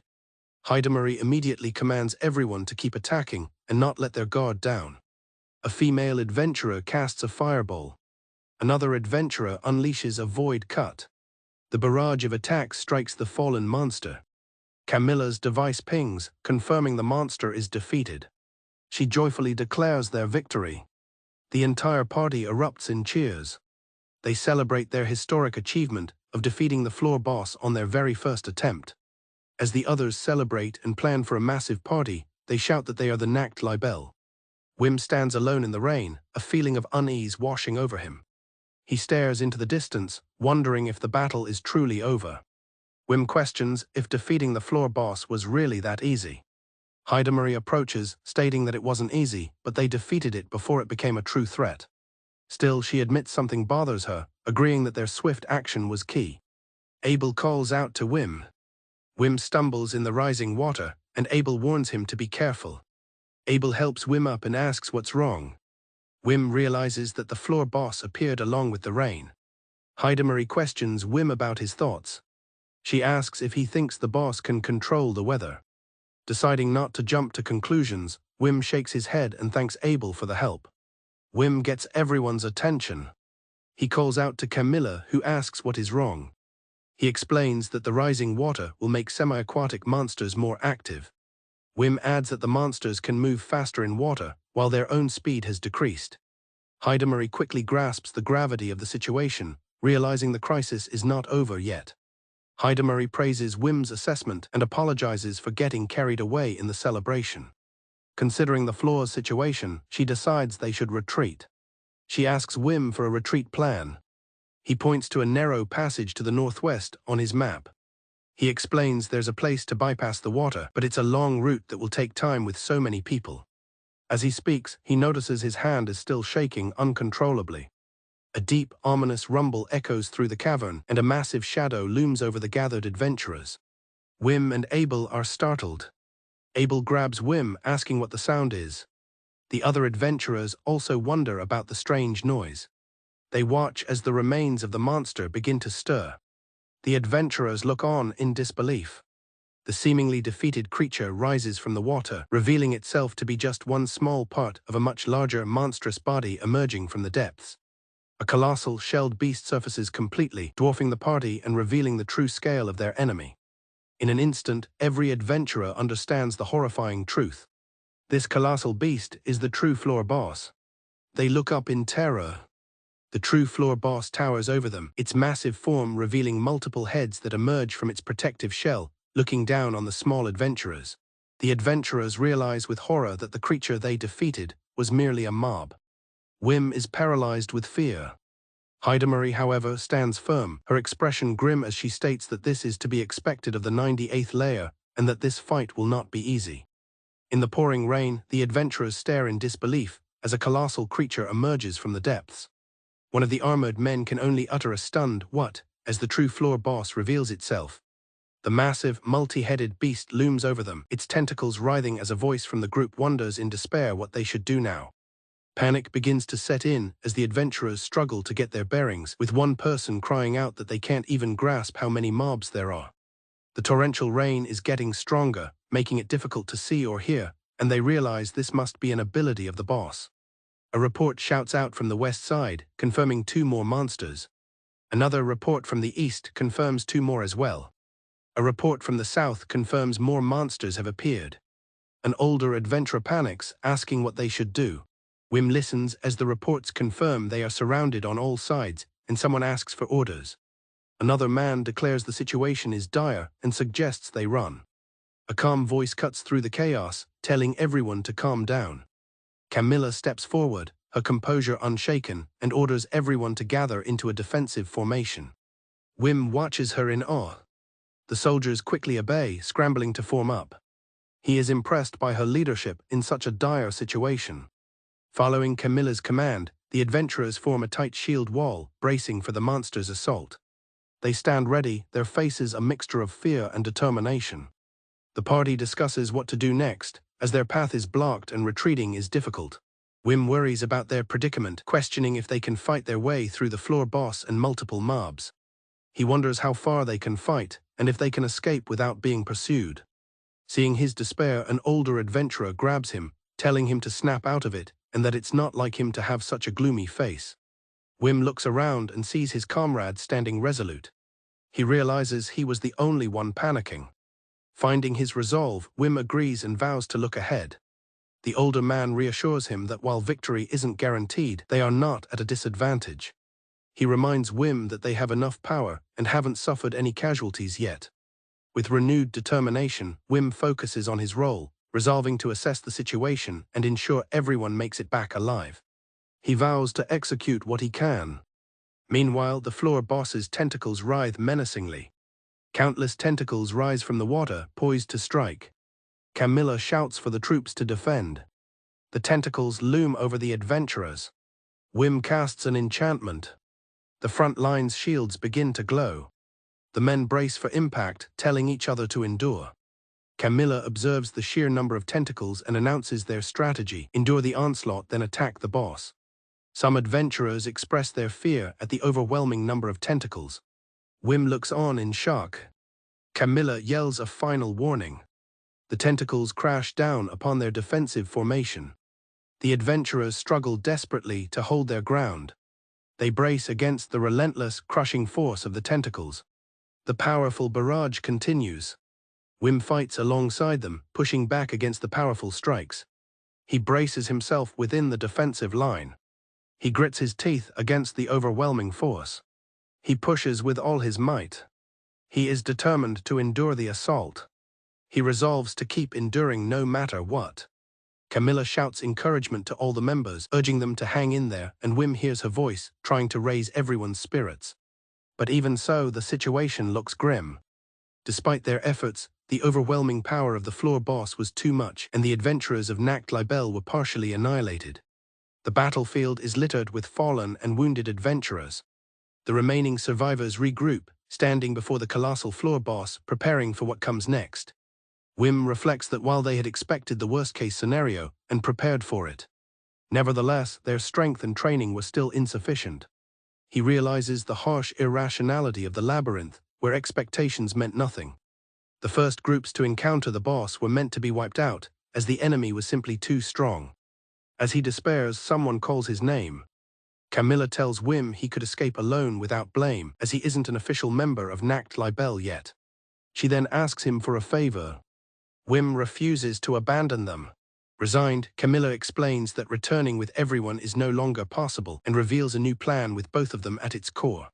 She requests all the enhancement he can provide, vowing to defeat the monster herself. Whim is horrified by her plan. Camilla instructs the others to form squads of 3 and disperse at the first chance with no need for support. She tells Whim to show them the escape route, realizing she intends to sacrifice herself.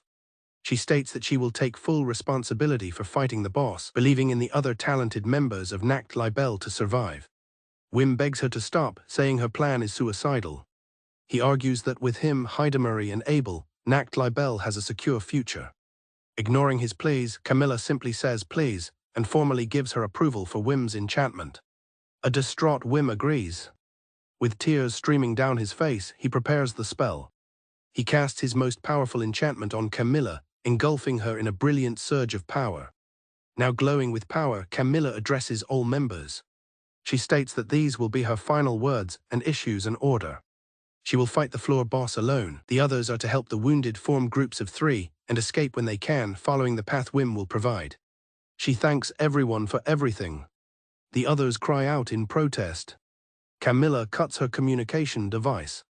A fellow adventurer is shocked to find the communication cut.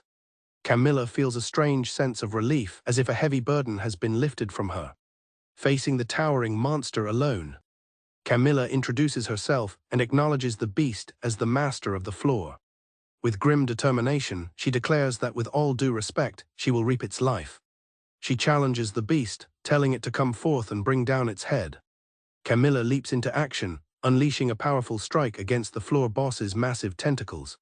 She asks if there's enough time for her to make a big move.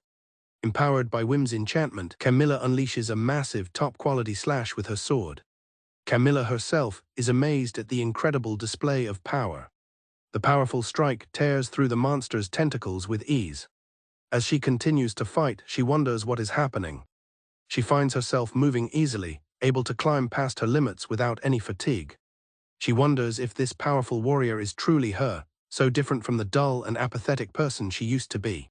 With a wild grin, Camilla realizes that with this newfound power, she can fight the monstrous boss on equal terms. Camilla declares her intention to cut all the tentacles before striking the central body. She pushes herself for more and more power. Watching from a distance, Whim is amazed. He marvels that she hasn't collapsed under the strain of his absurdly strong enhancement. Whim recognizes this as the full strength of Furbrand's strongest warrior, Camilla. He feels he must bet everything to the maximum. Determined not to waste the time she's buying, he resolves to follow her orders. He will provide assistance to everyone and then retreat. A wounded adventurer thanks Whim for his help. Heidemarie calls out to him, relieved. Whim tells her he believed in her. He confirms their current location is safe. Heidemarie reports that while Hansan is safe, the situation for Reconnaissance Team 2 looks bad. Heidemarie urges Whim to leave, and he agrees. Whim suddenly freezes in place. Confused by his sudden halt, she turns back. Heidemarie calls his name. Whim feels a troublesome heaviness in his body. He tries to dismiss it as simple fatigue from the battle. But he recognizes it as something more. A traumatic memory surfaces of someone telling him he is not useful and to just listen to the leader. Whim recognizes the paralyzing feeling as the sensation of time on Dragon. Whim tries to shake himself out of it, insisting he doesn't have time to relax. Heidemarie calls out to him again, concerned. He recalls Camilla's words about retreating not guaranteeing safety. She had told him to just do what he can. Frustrated, he clutches his head, unable to shake the intrusive thoughts and wondering why this is happening now. His mind is flooded with past commands and interactions. He was always told to just follow orders and concentrate. He tries to force his feet to move forward, repeating the ingrained instructions to obey. As Heidemarie calls his name, he is stuck in his thoughts. Heidemarie grabs Whim by his jacket, shouting at the idiot to look at her. She tells him that she is going to describe the look on his face. She tells him he's frozen, with a self-deprecating smirk on his face, the same one he had when he used to humiliate himself in front of that trash Kronos. She implores him not to run away and to think things through. Whim is shocked by her words. Heidemarie asks Whim if he's doubting himself now. He remains silent, his eyes wide with shock. In the distance, Camilla continues to battle the massive creature. Meanwhile, Camilla relentlessly carves through the monster's tentacles. Inspired by her bravery, the other adventurers rally, shouting that with their captain fighting, they can do it. They declare that nobody is giving up. After slicing off another tentacle, Camilla leaps towards the main body. She is stunned when her attack is suddenly stopped in its tracks. She spots what she believes is a perfect opportunity to strike. She unleashes a powerful spinning attack. With a furious roar, Camilla puts everything she has into the strike. The attack is aimed at the monster's maw. Her ultimate attack, Human Hunt, slices through the air. The monster takes the hit, and a voice from its body seems to approve. Camilla's eyes widen in horror as she realizes she needs to dodge. The other adventurers scream in terror. The monster retaliates with a swift attack. Unable to evade in time, Camilla is struck by a massive tentacle, the force of the blow splattering her with blood. The blow sends Camilla flying through the air. Whim and Hidamari watch in horror. Whim screams her name in horror. He quickly casts a spell to augment the moment. Whim watches as Camilla is flung through the air. Another adventurer yells for Abel. Abel looks on in shock. A blur of motion speeds past him. Moving with incredible speed, Whim slides across the ground and catches Camilla before she hits the water. He cries out her name in distress. Just as another attack is about to hit them, Abel jumps in front, using his shield to reflect the blast. As Whim thanks him, Abel vows to keep the shield up. Whim asks if she can hear him. He notes her broken bones and internal damage. She weakly asks who is left. Whim tells her they all are, that they couldn't escape. Whim refuses, insisting that no one has died and they will all go back together. Camilla urges him to leave her behind and save the young and strong. Whim is horrified by her suggestion. Camilla argues that with his reinforcement, she can at least act as a meat barrier. Whim vehemently objects to this idea. Meanwhile, the other adventurers continue to fight. They refuse to give up. Camilla pleads with Whim, giving her official approval for his reinforcement. Whim is distraught. He realizes that his hesitation is wasting precious time and could cost Camilla her life. In the background, an adventurer grimly notes that even with sacrifices, most of their group will likely die. Whim is hit with a wave of self-doubt, recalling memories of feeling like an outcast in Febron. He remembers his own perceived flaws, being unable to talk to people, feeling miserable, and believing he was someone who should be banished. He steels his resolve, deciding that Camilla and all of Febron must be protected. He feels he cannot redeem himself, no matter how many times he dies. He sees them as wonderful, admirable people who accepted him. He believes there is one last hope, and that hope is himself. His comrades look on, confused. Whim apologizes and announces his intention to disobey orders. Abel looks at him in disbelief. He admits that while it may not be the best option, it's the only one he can take. He declares that he will stop the Lord of the Levels himself and instructs everyone else to seize the opportunity and retreat. A confused Camilla asks what's happening as she suddenly feels weak. Whim explains he has placed a debuff called Hurts or Stalemate on her. He calmly states that he is going to defeat the Lord of the Levels. Camilla wonders about the true nature of his abilities. Whim reflects that while he usually despises such irregular actions, there's no turning back. He recalls the words of his friends who told him he has the freedom to live his own way. He activates his true ability, Transition Puppet Master. In the pouring rain, an injured Hidamari kneels, questioning what Whim is doing. He stands alone before a colossal, tentacled monster. Whim declares that defeating the creature is his duty. Whim walks away into the rain. Hidamari calls out his name. She asks if he is really going, and he confirms it. She remarks that he has become quite bold, though he has always been one to step up when it matters. With a tearful smile, Whim tells Hidamari that it's time to say goodbye. Hidamari encourages Whim, telling him not to worry because he has the strength to win. Whim tries to reassure her, claiming he's just buying time. He boasts that he is much stronger than the former ruler of the floor. He admits his emotions are rising. Hidamari notices him trembling and asks if he is afraid. She then tells him that what he's feeling probably isn't fear. Whim says there's no time and that he's going, wishing her well. Hidamari tells Whim that she believes she knows him better than he knows himself. As he departs, she expresses her hope that he will one day understand himself fully and share everything with her. She reflects that even she doesn't know everything about him yet.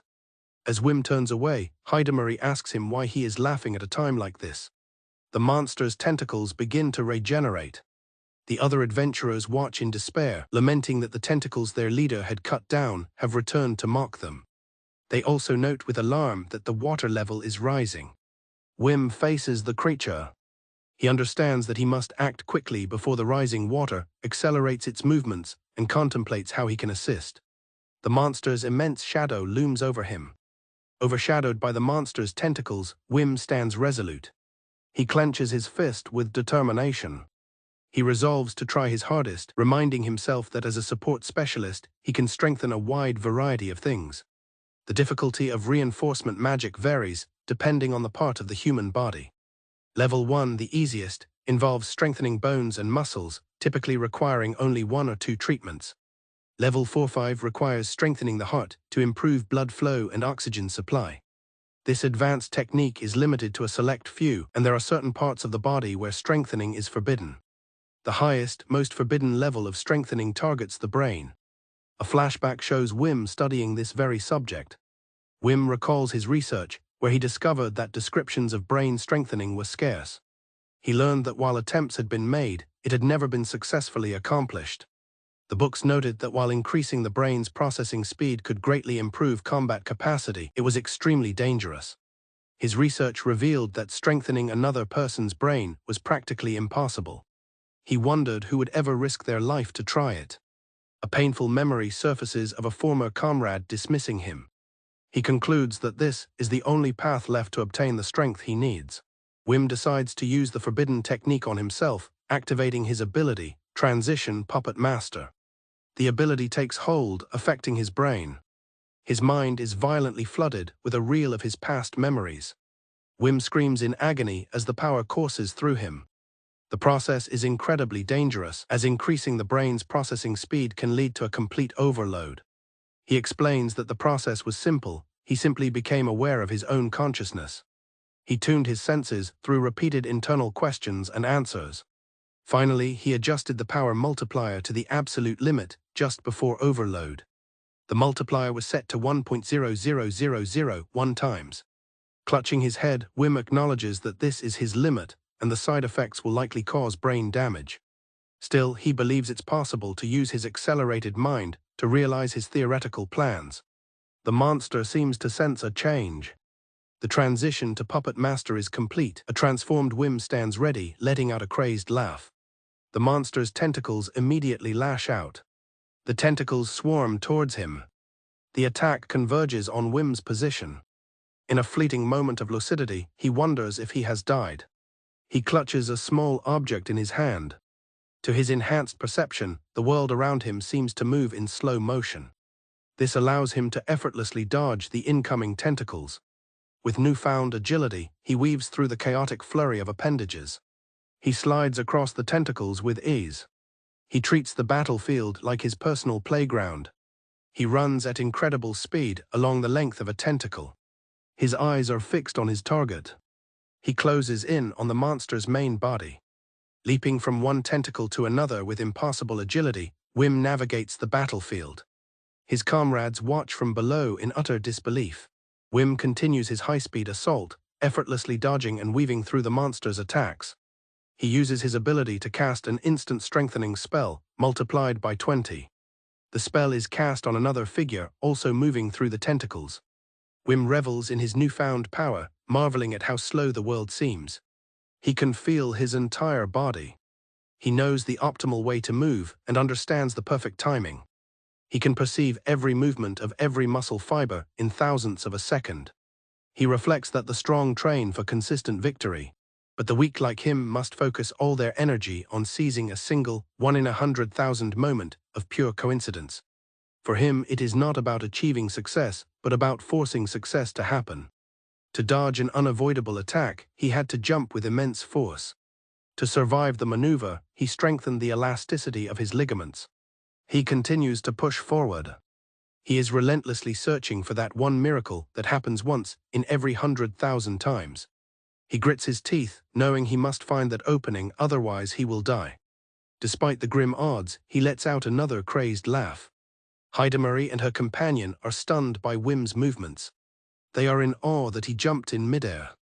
Hidamari explains that he cancelled the jump's momentum with a backswing, a move that would normally destroy a person's joints. She concludes it must only be possible with a strengthened body. The blonde warrior remarks that his movements are no longer human. Hidamari watches him. She screams for him to live as he wants. As Whim laughs in the distance, Whim celebrates his incredible feat, having overcome impossible odds. However, he quickly realizes that it is still not enough, and he is still going to die. He knows that the slightest misjudgment, even by 1,000th of a second, will result in him being struck by a tentacle and having his bones shattered. Whim is confident that speed is on his side and taunts the monster. The monster prepares to cast a magic spell. This sudden development shocks him. The monster unleashes a quick magical blast. Whim's eyes widen as he realizes the attack is black magic. Whim is stunned to see that the creature is using its own tentacles to form the magic circle for its spell. Whim complains that the monster won't give him a break. With a manic grin, he declares that he will dodge everything it throws at him. A figure is sent flying through a chaotic storm of white tentacles, a faint laugh echoing in the air. Tumbling uncontrollably through the air, the fighter continues to laugh amidst the dizzying assault. On the ground, armored soldiers watch in stunned silence, sweating with disbelief at the spectacle. The onlookers struggle to comprehend the scene.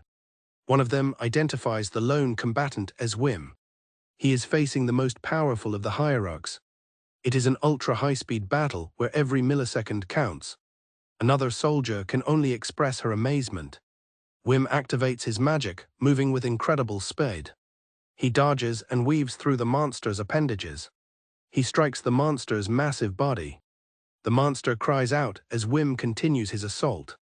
He glides effortlessly across the surface of its tentacles. A determined look is on his face. The monster slams a massive appendage down. Whim realizes with shock that his opponent is impossibly jumping through jets of water to move. In a stunning display, the hierarch's giant body floats lightly into the air. It hovers above the water. Caught off guard, Whim is sent flying. The speed is so immense that he feels a disconnection between his mind and his consciousness. In what feels like an instant, his opponent has already made multiple moves. Whim is now perched atop a massive pillar of water created by the hierarch. With a crazed grin, he knows he must escape before it lands, or he will be crushed. He keeps seizing these 1 in tens of thousands chances. Whim reflects on his condition. Being on the verge of death simply means he is not dead yet. He finds it strange that despite his body being torn apart, his internal organs remain untouched. As the battle rages, Whim continues his frantic escape. He feels that time is running out. He knows he must get away. Whim successfully leaps away from the creature.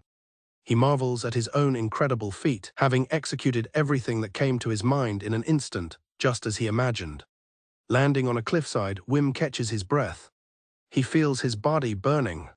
He questions if he's excited, but his mind remains calm.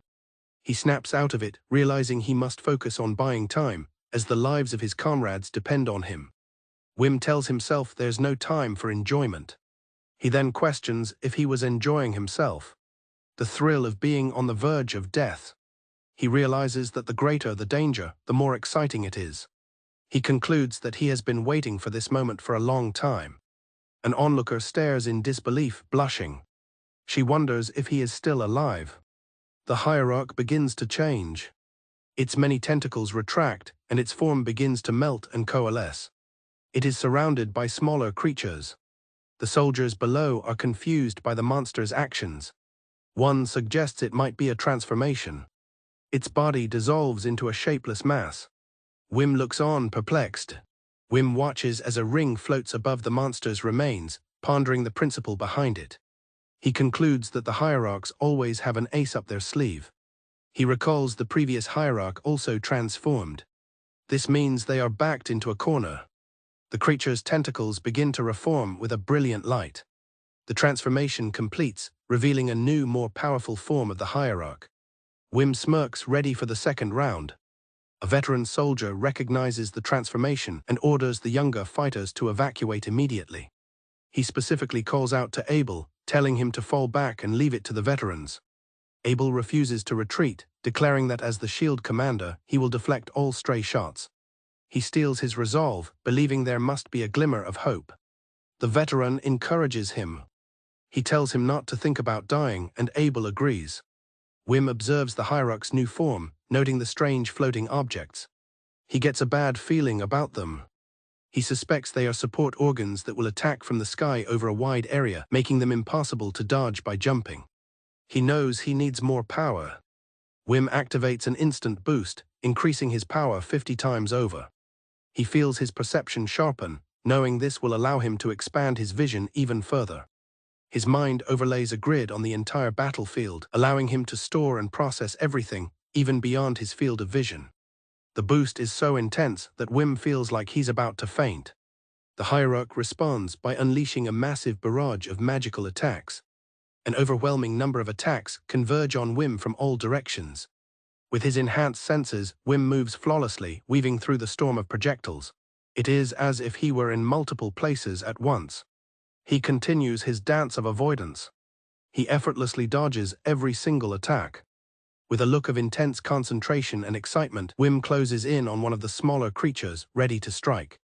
Whim's perception is now absolute. He can see everything. He can see reflections on the water, shadows, tentacles, and even attacks from his blind spots. He quantifies the assault, tracking hundreds of tentacles, blades, lances, and bullets simultaneously, including those outside his normal field of vision. His mind works so fast that he can even predict the trajectories of every single attack. Whim laughs, noting that the hierarch makes no useless attacks. He feels a pleasant, satisfying sense of omnipotence, able to encompass everything in a 360-degree angle. The knowledge that he will die if he strays for even an instant sends a thrilling shiver down his spine. He feels like he is negotiating with the hierarch. He wonders if he always had this impulse inside him. He has reached his maximum performance, and it is a joy. Whim grins with manic excitement, remarking that it was a close call. He signals to Hidamari that her support is no longer needed, and she acknowledges his command. A concerned Hidamari asks Hans about their chances of escape. Hans reports that they are overwhelmed with protecting the injured and questions how they can support Whim.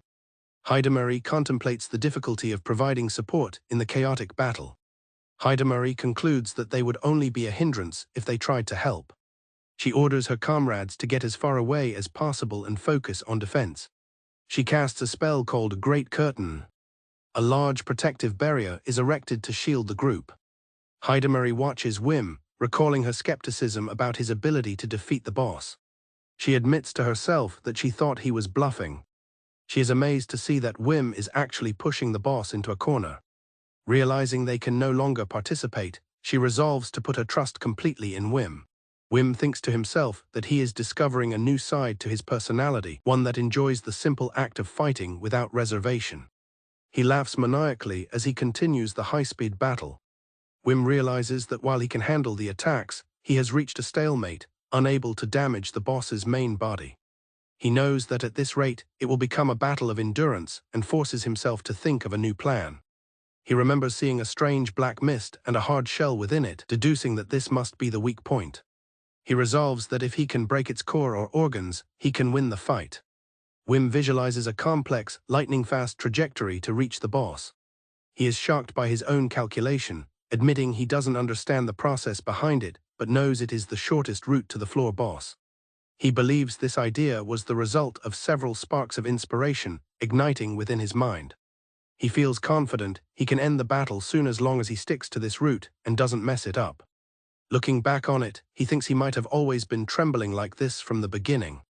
He understands that he's found the only path to victory, a miraculous route through countless possibilities. He acknowledges the 90% chance of dying, but feels certain that he can pull this off. He thinks that while it's practically suicide, turning it into a sense of thrill makes it feel like nothing. With a look of intense concentration, Whim launches himself forward. He dodges the boss's attacks as he follows his calculated route. Whim continues his high-speed approach, closing in on the boss. The boss seems to have lost track of him. A soldier watches in shock, exclaiming that Whim has disappeared. Whim is confused, wondering if the rain has stopped. He realizes he is now above the clouds and that all he did was jump. The boss's tentacles stretch up into the sky, chasing after him. Whim decides to use the pursuing tentacles to build more speed for his descent. Whim begins his rapid descent. He notices that all the sounds of battle have disappeared. He feels as if he is the only one left inside this quiet world. Within this space, he feels like the ruler of everything, an intoxicating sensation. The boss raises a hexagonal barrier to defend itself.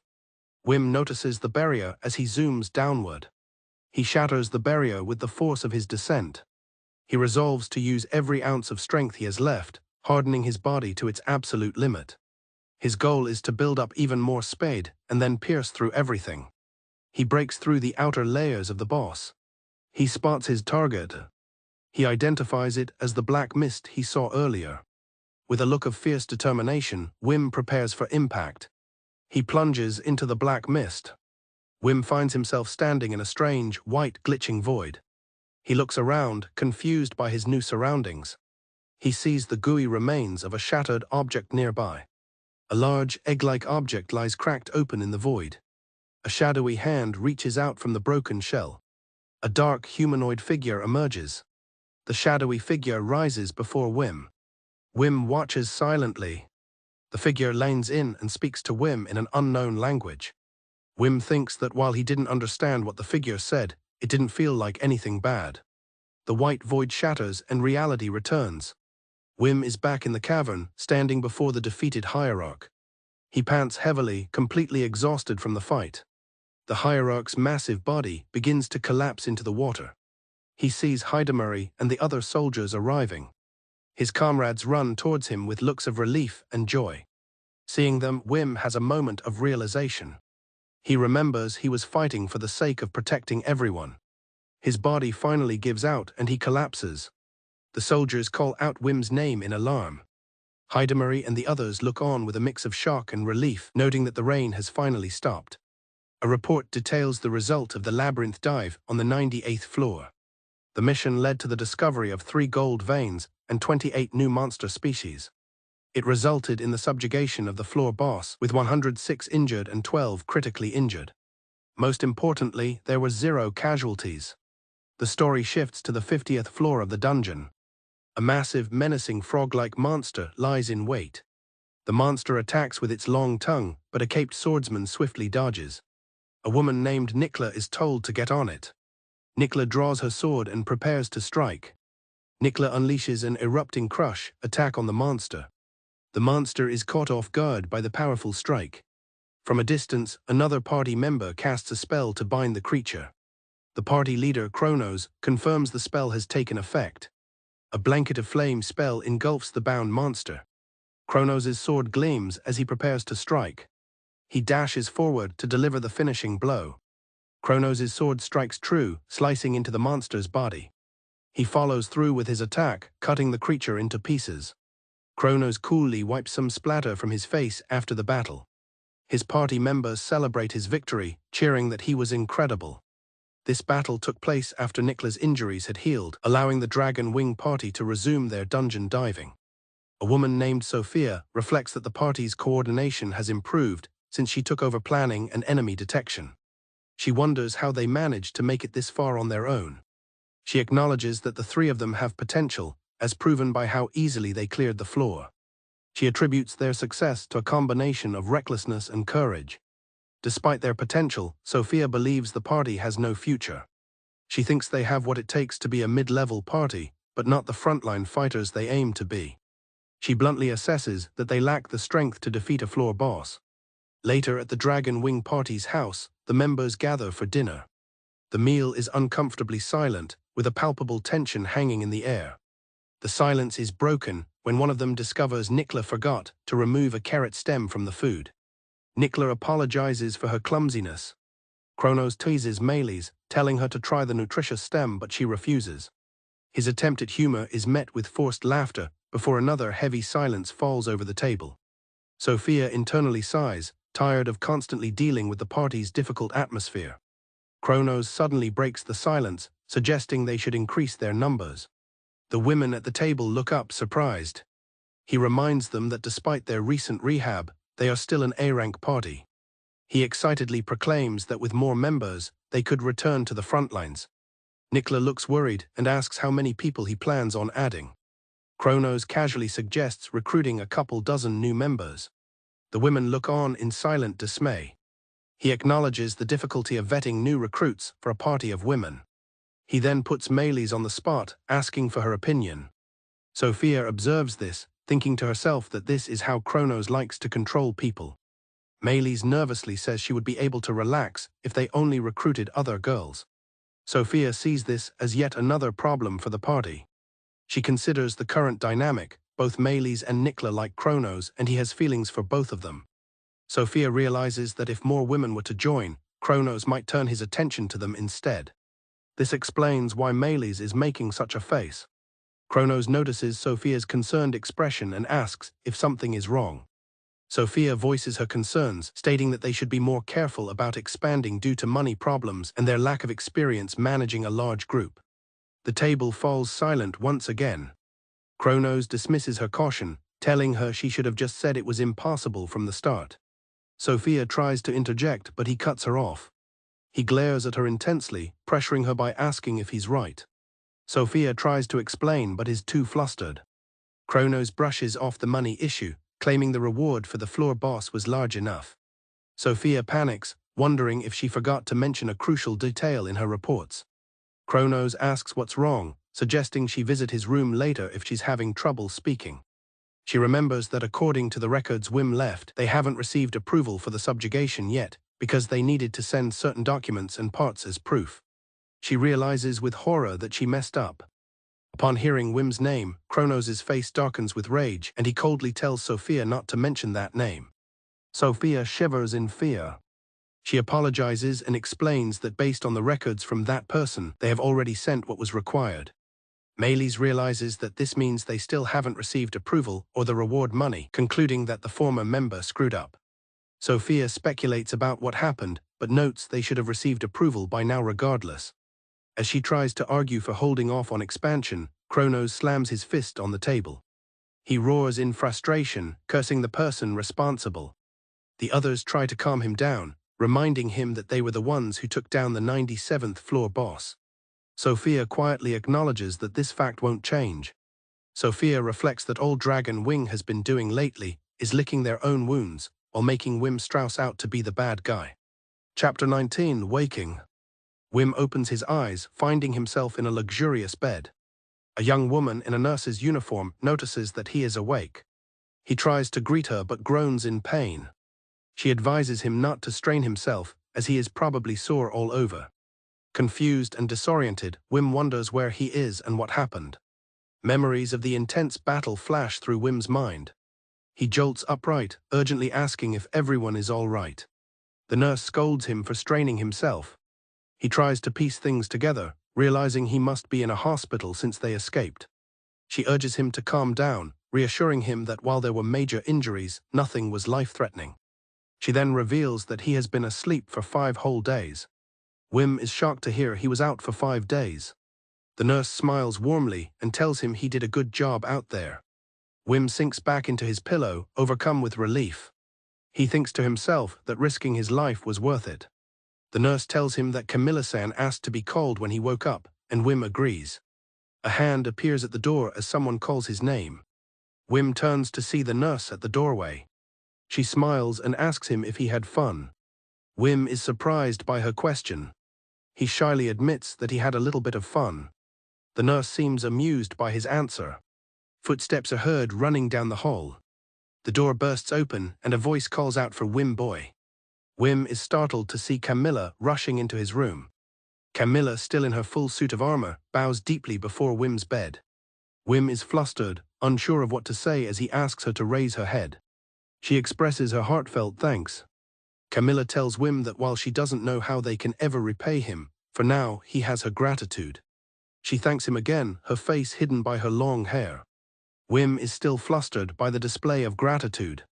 He stammers that he's just glad everyone is okay. Moved to tears, Camilla exclaims that Whim risked his life for them and is still thinking of others. She lunges forward and grabs him. Overwhelmed with gratitude, she pulls him into a tight hug. Whim gasps for air, crushed by her armor. The nurse laughs, remarking that the boss is choking him out. A crowd of people led by Abel arrives to visit Whim. They see Camilla hugging Whim and are taken aback. One of the visitors is overcome with emotion. They all rush forward to join the hug, creating a chaotic pylon. Whim cries out that he's dying as even Abel joins in. Two women argue about getting their turn to hug him. A visitor tells Camilla it's time to let go. Another visitor points out that Whim won't last much longer. Camilla agrees, gets serious, and calls for everyone's attention. She announces that since Whim is still recovering, they will keep interactions short to prevent him from straining himself. A man points out that her actions are the opposite of what she's saying, but she denies it. Camilla declares a one-person, one-time rule. A line quickly forms to thank Whim, and one man gratefully shakes his hand. Whim smiles, telling them he was just doing his job. Camilla tells the visitor his time is up, urging the next person forward. The line of visitors continues to thank Whim. Camilla spots Abel in the line and tells him he already had his chance. Abel argues that his first hug didn't count, but Camilla insists it does. Another man tells Camilla that if she had held on any longer, Whim would be dead. A man with a braid tells the chief to leave it at that. He then drags her away, reminding her that she is also supposed to be in intensive care. Whim laughs at the exchange. After the chaos subsides, the nurse tells Whim that he must be tired and should get some sleep.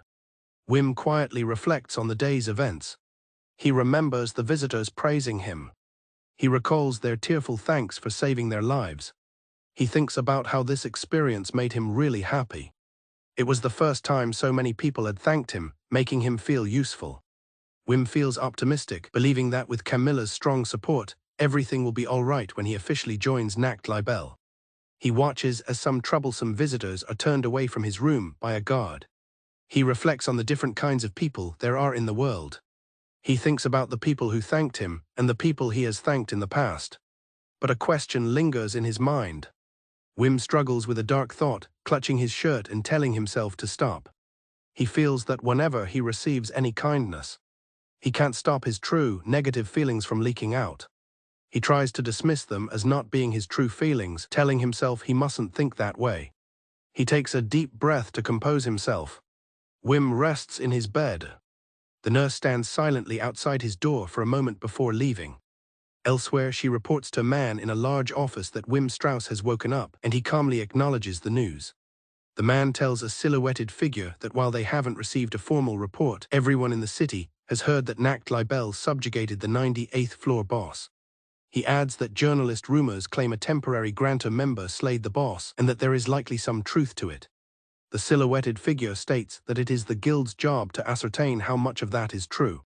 The man agrees. The silhouetted guild master notes that his subordinate seems to be in high spirits. The subordinate confirms they are heading to the hospital, calling Whim a lucky guy for getting to meet the guild master face to face. The guild master muses about Dragon Wing and suggests they also inquire about the incident on the 97th floor while they are there. Whim Strauss runs through the city streets, panting from exertion. From a nearby rooftop, Heidemarie observes him, sighing that he needs to take better care of himself. An ornate book is seen lying on the floor in a hallway. Abel spots the book as he walks down the hall. He picks it up, wondering what it is. Upon opening it, he's surprised to find it full of calculations and notes about body weight.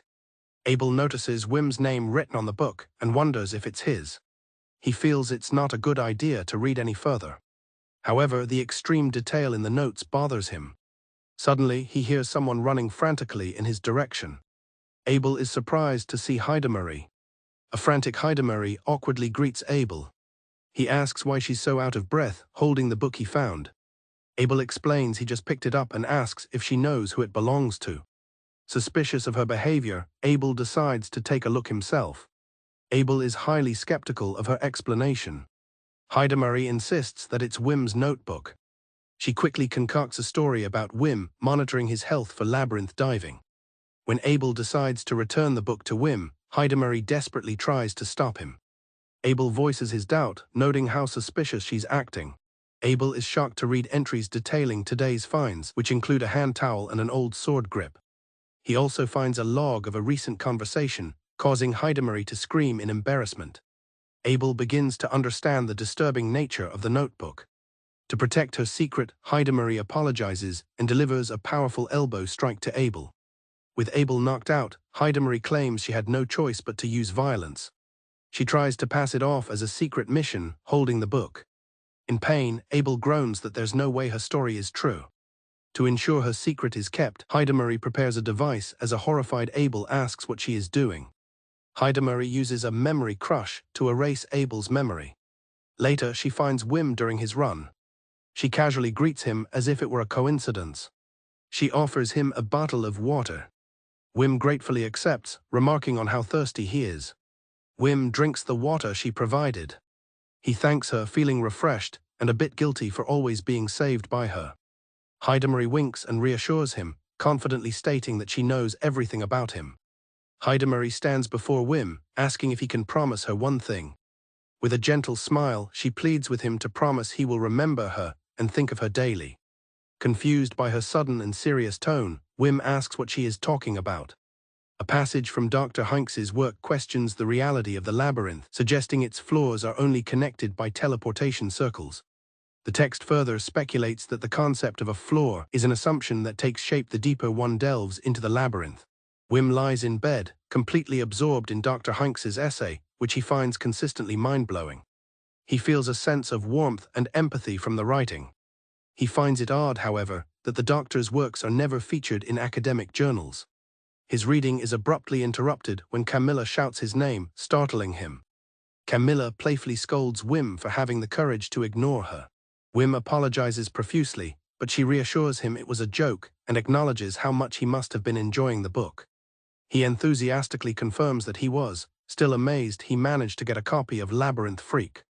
Camilla explains that she used some of her connections to acquire it through a secret trade route. Whim thanks her profusely, as she explains the book's origins as a self-published work from an unapproved guild branch, pleased that he is enjoying it so much.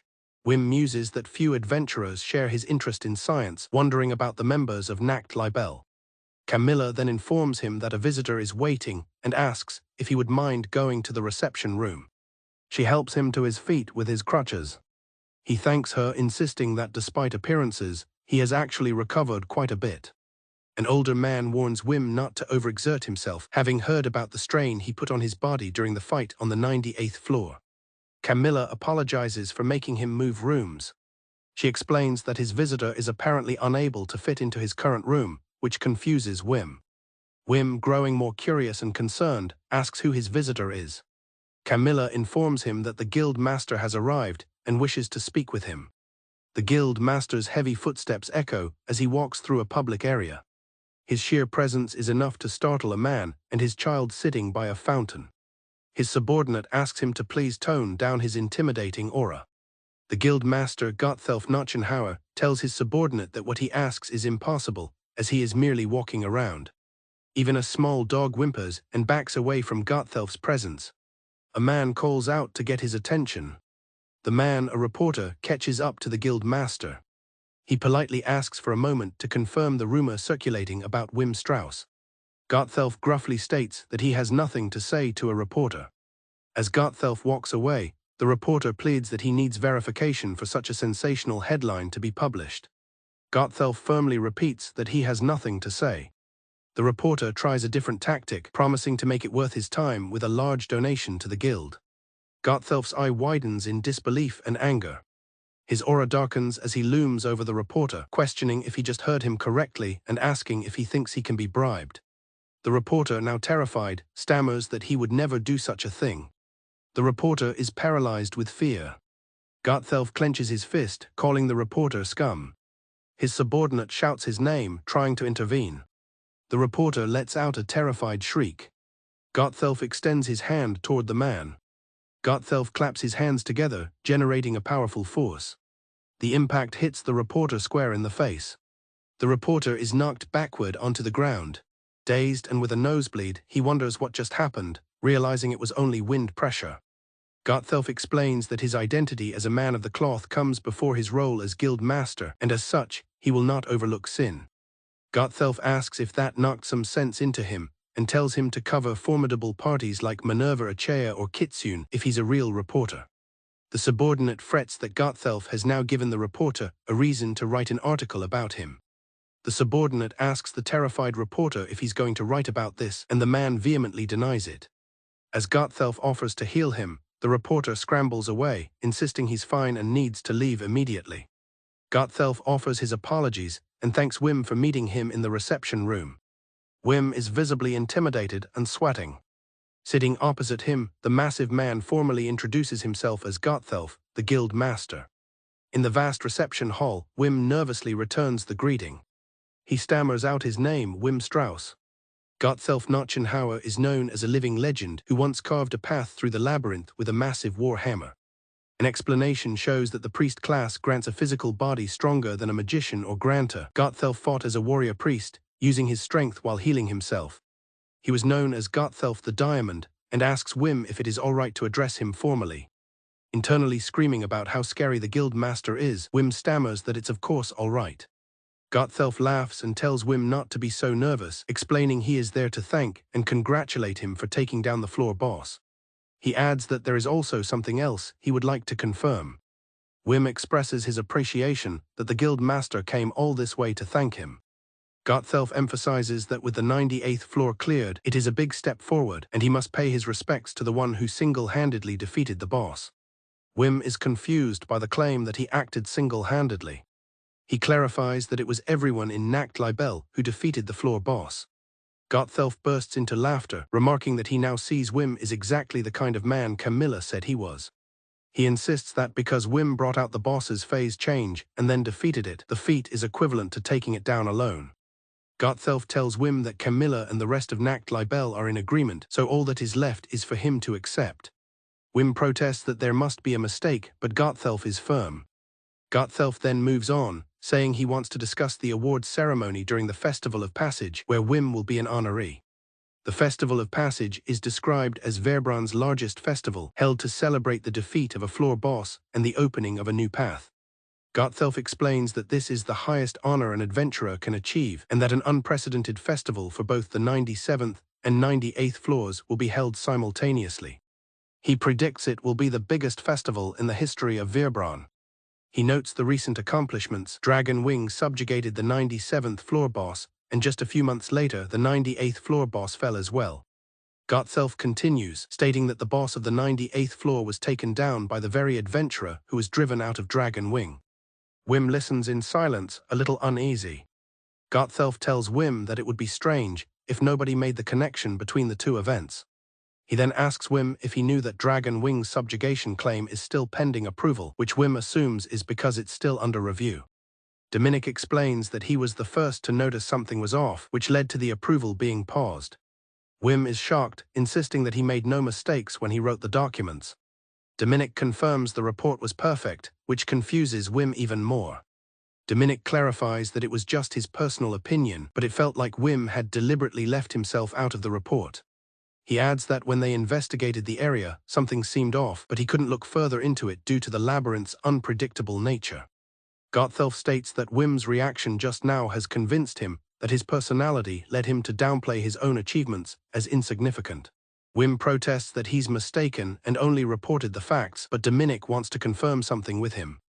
Dominic asks Whim to confirm the report's claim that the other three party members were on the verge of collapse when Whim, the last one standing, defeated the boss.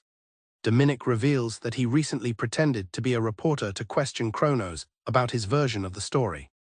A flashback shows Dominic approaching Kronos, asking about the floor boss. In the flashback, Kronos dramatically recounts how he sliced the boss right down the middle, the sensation still lingering in his hands. Dominic concludes that this was Kronos' version of the floor boss battle.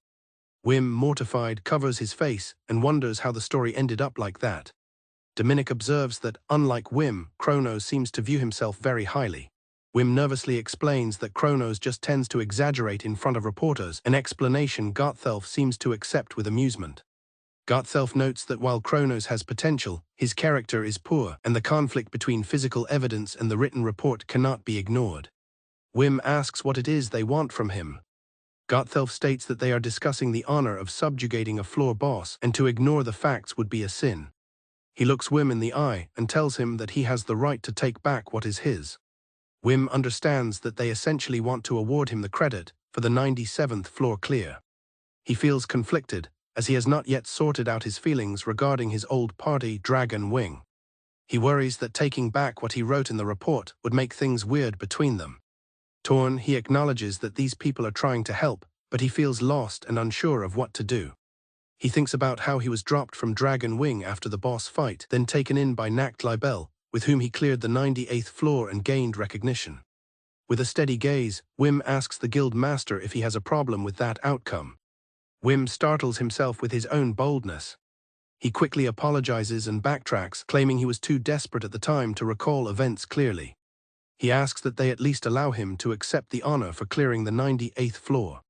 As Gotthelf and Dominic depart, Camilla meets them in the hall and asks how it went. Gotthelf replies that it's hard to say. Gotthelf wonders aloud if Whim is even aware of his own accomplishment, noting that he takes things at face value. He remarks that the boy has no presence, and that he doubts he could pick him out of a crowd. Camilla counters that Whim just looks like a regular kid, but if he were to get serious, they wouldn't stand a chance. She insists that spending more time with him would make him understand, and that no amount of money could ever afford him. Gotthelf observes that she's really pushing for him. Dominic Riley tells Camilla not to get all crazy for Whim too, though he admits she's not wrong. Camilla asks for confirmation that Whim really didn't accept the credit for the 97th floor, and Gotthelf confirms he did not.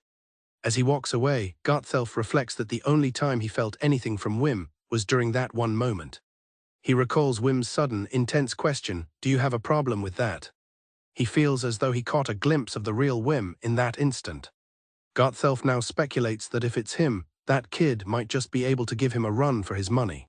Abel visits Whim in his hospital room, offering to leave him a change of clothes and asking if he needs anything else. Surrounded by a messy pile of gifts, Whim thanks Abel, assuring him that he doesn't need anything else. Abel, who has visited every day, smiles warmly. Whim recalls that Abel volunteered to take care of him, despite being busy. Abel fervently expresses his gratitude, telling Whim how cool he was back then. Whim, though finding the praise a bit embarrassing, knows Abel means well. His thoughts are interrupted by a new visitor arriving at his door. A variety of visitors come to thank Whim for his deeds. Whim sits in his cluttered room, sighing at the amount of presents. Overwhelmed, he picks up a gift, trying to recall who it was from. Whim worries about his inability to remember faces, considering the large number of members in Aniclimax and its affiliates. A man introduces himself as Gregor, a member of a branch party called Liber Rob. Gregor explains that word of Whim's great feat has reached them, and he has come to offer greetings. Whim notes that Gregor has a different vibe from the other Aniclimax members. Gregor mentions that he was recently appointed as the leader of his party. He presents Whim with a gift box. Whim is shocked to find the box is filled with money. He immediately protests that he cannot accept it, but Gregor asks if it is not enough. Whim argues that accepting the money would cause trouble for Camilla, but Gregor dismisses his concern. Gregor's attention is caught by a book titled Labyrinth Freak. Whim confirms he reads a little, and Gregor asks if he's a reader as well. Whim cautions that the book isn't guild-approved, and its content is questionable. Whim is surprised Gregor knows of the rare book and asks if he has also read it. Gregor sheepishly admits that he is actually a contributor to the book, recalling a piece he wrote a year ago. Whim is stunned, recognizing the work. Gregor adds that he used the pen name Jellian at the time.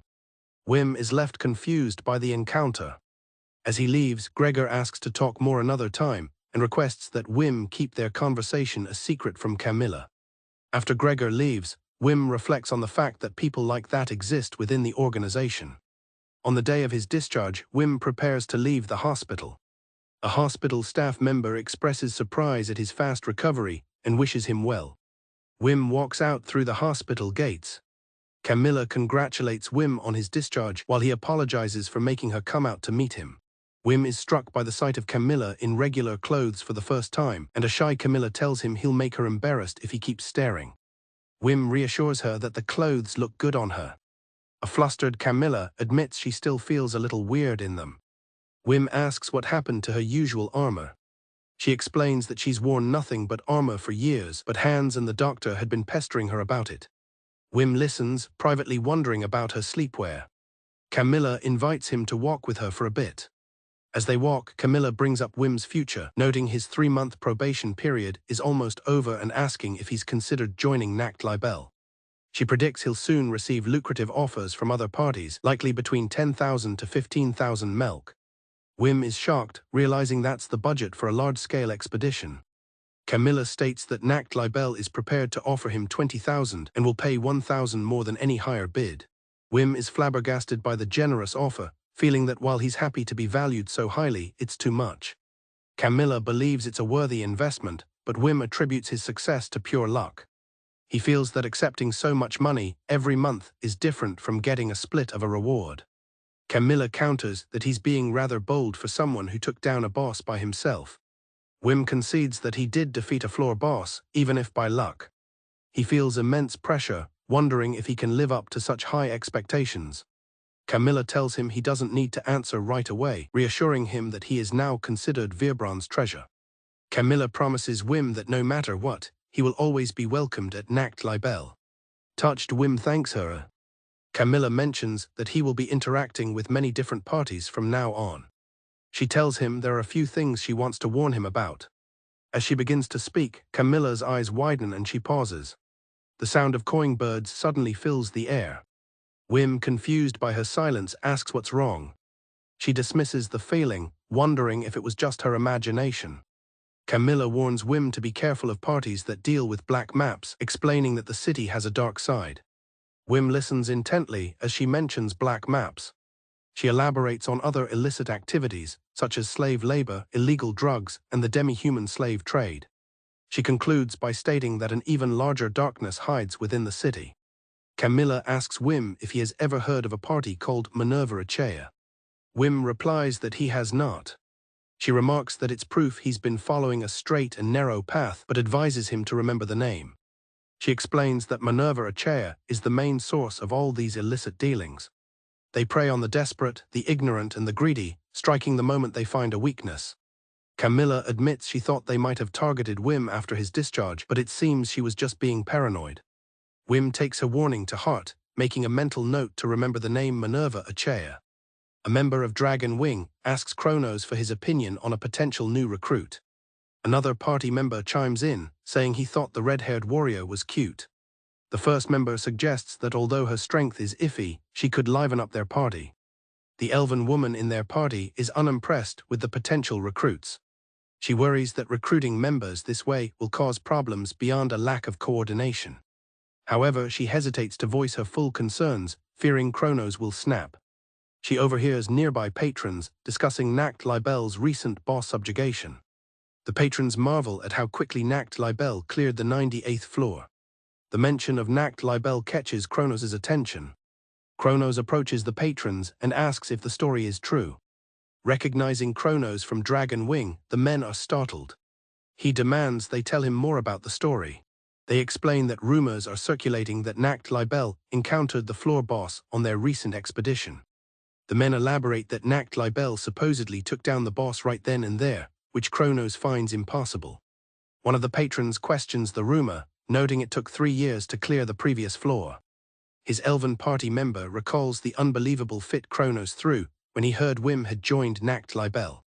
The patrons then add a strange detail to the rumor: it wasn't Camilla who defeated the boss. The rumor claims that the one who took down the boss wasn't from Aniclimax, but an adventurer accompanying them. Kronos asks for clarification, wondering if they let someone from another party join them. The man clarifies that a temporary member defeated the floor boss solo. Kronos questions what solo means. The man confirms it's exactly as it sounds, while Kronos wonders about a temp member in Aniclimax. Kronos is in disbelief, dismissing the idea of someone subjugating a floor boss by themselves. The thought of his former subordinate achieving such a feat flashes through his mind. Kronos seethes, muttering that it's impossible. He snaps, yelling that no one can solo a floor boss. He grabs the man he was speaking with.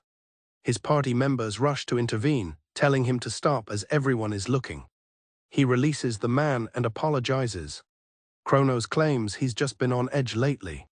A large man interjects, finding the story of soloing a floor boss hard to believe, but noting that a party clearing the 97th floor with only 4 people is also suspicious. He smirks at Kronos, asking if the review for his A-rank promotion is taking a while. Other patrons recognize the man as Daz the Iron Fist. Kronos scoffs, blaming a mistake by their former chore handler for any issues. Daz taunts Kronos, mentioning he heard his chore guy is now doing well as a temp for Nacht Libel. Kronos demands to know what he's implying, retorting that the only reason he got in was through connections. Daz continues to mock him, saying Dragon Wing was hyped up but now they just look mopey. Kronos warns him that he's been on edge lately. Other patrons get excited, sensing a fight is about to break out. The two men square off. Daz invites Kronos for a round. Kronos accepts, promising to teach him to shut his mouth. The crowd erupts, cheering for a fight. His party members look on in dismay, worried about the effect on their promotion as others place bets. The fight begins with a flurry of motion. The patrons comment that Kronos overestimated himself. Daz is sent flying, his face battered and bloody. Kronos lands another blow. The beaten Daz tries to surrender. Kronos stands over the defeated Daz, telling him he should have shut his mouth. He prepares to strike again, but his elven party member grabs his whip. She tells him the fight is already over. Daz lies unconscious on the ground. Kronos scoffs and turns away. The crowd murmurs in awe at the power of a party leader who took down a boss. Kronos apologizes to his party for getting heated. He then smiles, saying that the rumors prove they're getting famous and they should just ignore the idiots. One of his party members tries to calm him, suggesting that if they take their time to recover, they'll prove themselves. The elven member agrees, saying they should focus on recruiting and getting back on their feet first. Kronos seems to agree with them. However, his expression darkens. The elven member reminds him that as Dragon Wing, they should be fighting on the front lines. With a determined and angry grin, Kronos declares that they are going to the 99th floor to show everyone what happens when you make Dragon Wing angry. His party member looks on in shock. A mysterious hooded figure watches from the shadows as the chapter ends. Abel eagerly asks Whim to resume morning practice, even if it's just for a few hours. A young girl with a distinctive hat mentions that Whim will be the speaker for next week's study session. A burly man invites Whim out for a drink to celebrate his recovery. A group of friends enthusiastically invites Whim to go shopping for matching clothes with them. Overwhelmed by the attention, Whim can only offer an awkward laugh in response.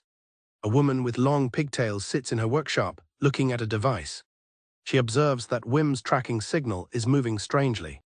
The town is abuzz with rumors about the 98th floor boss's defeat, creating a once-in-a-lifetime opportunity for other parties.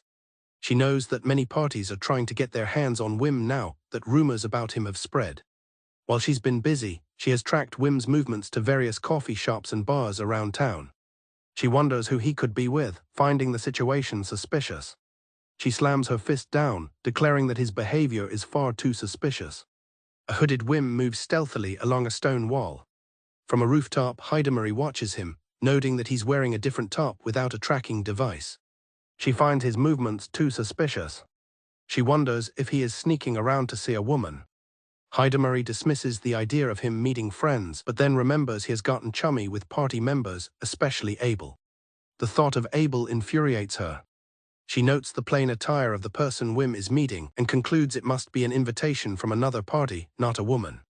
Hidamari reconsiders, thinking she can't rule out the possibility that he's meeting a girl just yet. She notices that someone else seems to be following Whim. The other pursuer ducks into an alley. Hidamari quietly casts an ice-bind spell. The spell freezes the stalker's feet to the ground, much to their surprise. Hidamari leaps into view, calling out to the immobilized stalker. Hidamari lands on the stalker, pinning him to the ground with her staff. She furiously demands to know which party he's from and what he wants with Whim. The trapped figure protests, calling out her name and trying to explain that it's not what she thinks. The stalker reveals himself to be Abel. Hidamari recognizes him, surprised. She demands to know why he was following Whim.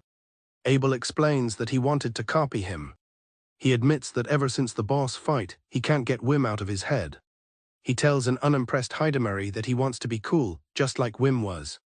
Heidemarry agrees that Whim is indeed very cool when he gets in the zone, complimenting Abel's good eye. Still not understanding, she asks what that has to do with following him. Abel explains that he thought he could learn something by copying his behavior. Heidemarry listens thoughtfully. She bluntly declares him a stalker and says she's turning him in, prompting Abel to beg her to wait. Abel desperately pleads for mercy, claiming it was the first time he followed Whim into town. Heidemarry considers his plea. She tells him that she doesn't mind him drawing strength from Whim. However, she warns that there's a line he shouldn't cross, and she will stop him if he infringes on Whim's privacy.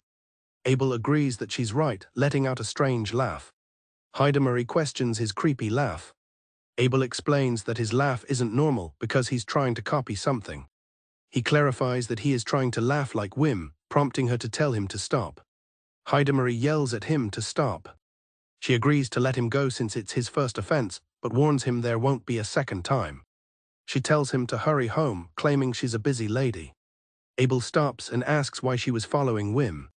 Heidemarry stammers, claiming Camilla instructed her to prevent Whim from being taken by other parties. Abel looks on with great doubt. Heidemarry realizes she's lost sight of Whim and, in a panic, blames the entire situation on Abel. Whim apologizes for making his companion wait. The woman tells him he's not late and that she just arrived herself. Peeking from behind some bushes, Abel and Heidemarry are utterly shocked. Abel can't believe that Whim is meeting with a beautiful woman. Heidemarry and Abel panic over this unexpected turn of events. Heidemarry is outraged that Whim is drinking his coffee black when he usually adds sugar and milk. Abel tries to quiet her down as she yells at Whim to stop pretending to be an adult. Abel comments that he'd honestly thought Whim would be a late bloomer and finds this unexpected.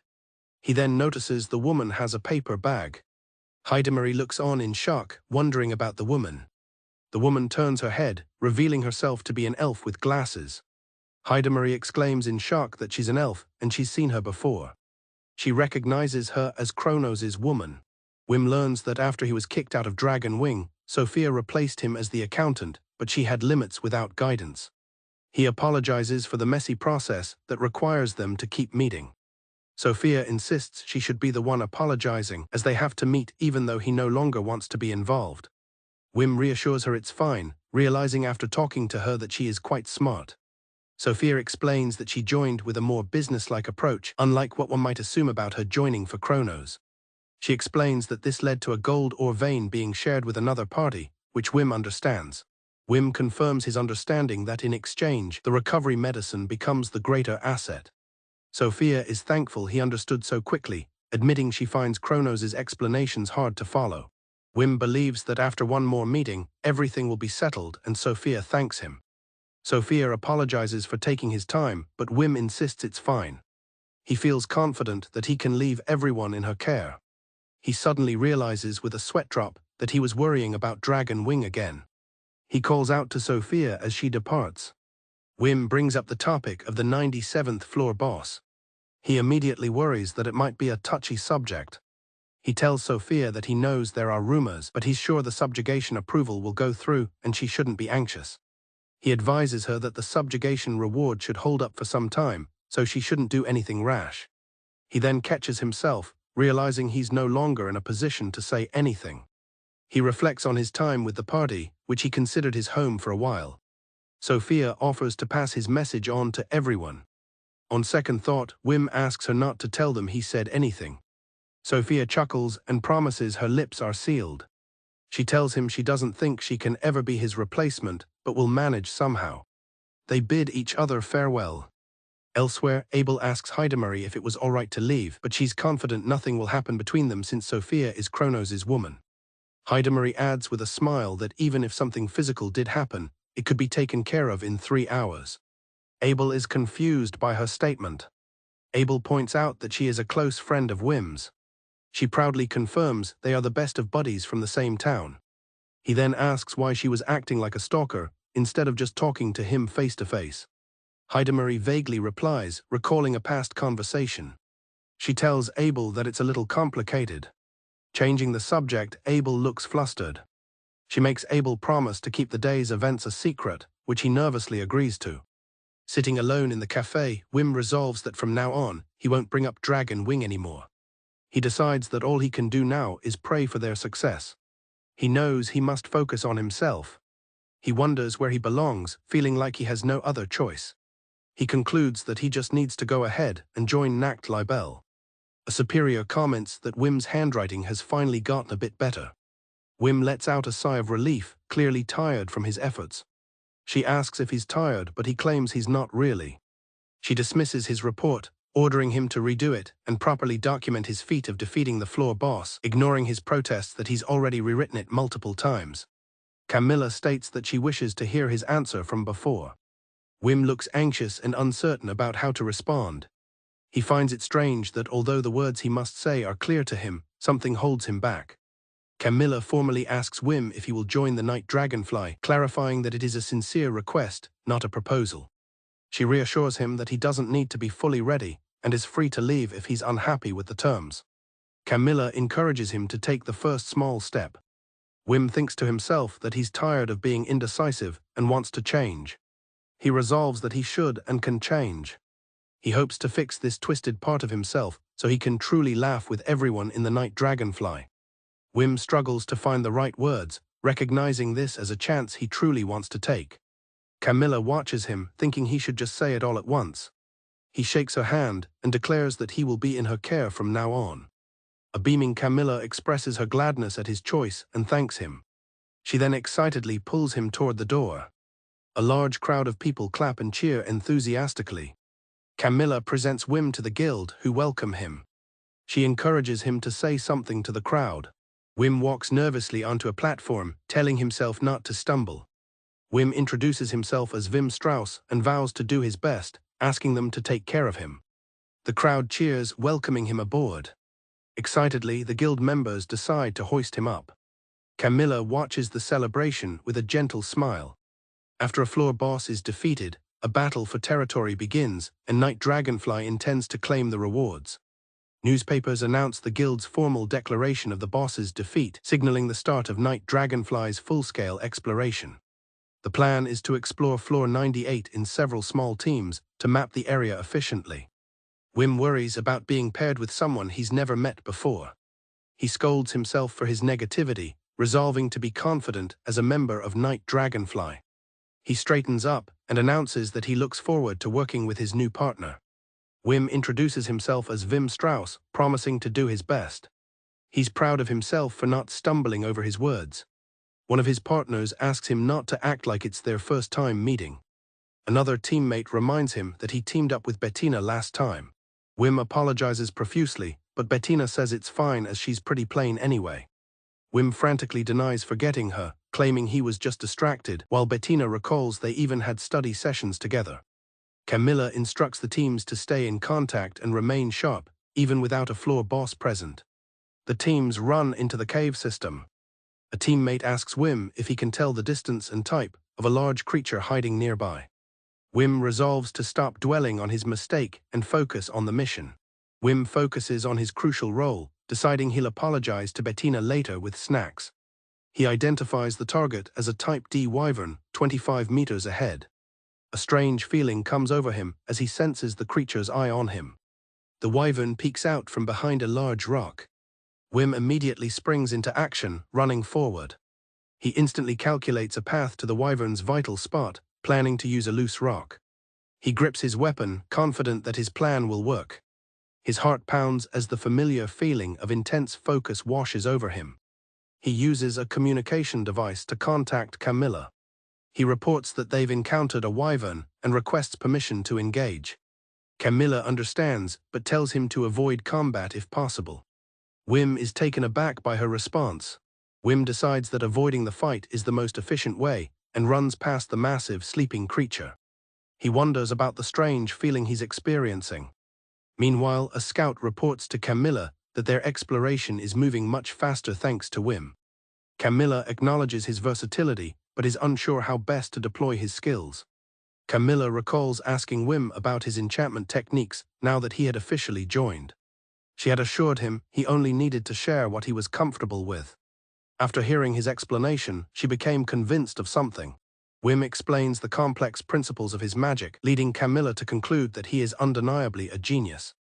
Camilla understands that when he uses his magic on others, the risks are minimal, at most causing muscle fatigue. She then asks what happens if he fails while casting on himself. Whim explains that, in general, the targeted part of the body gets damaged. Camilla notes that this is a serious flaw. He reveals that during the fight with the floor boss, he cast an enhancement on his brain to boost all his capabilities. Camilla is shocked and asks what happens if an enchantment on his brain fails. Whim replies that the result is the same, it gets damaged, and a minor failure causes him to lose consciousness. He admits that it's extremely dangerous, and that he only survived the last time due to lucky coincidences. Camilla doesn't believe he could pull off something so risky by chance, suspecting he's underestimating his own success rate. The memory of Whim's willingness to put himself in such danger is interrupted by an emergency call from the captain. A scout reports 2 large beasts ahead and 1 behind, warning that they will soon be surrounded. Camilla orders the group to fall back and rendezvous with the main force. She calculates that with 3 large beasts, she can probably count on him to take down 1 or 2.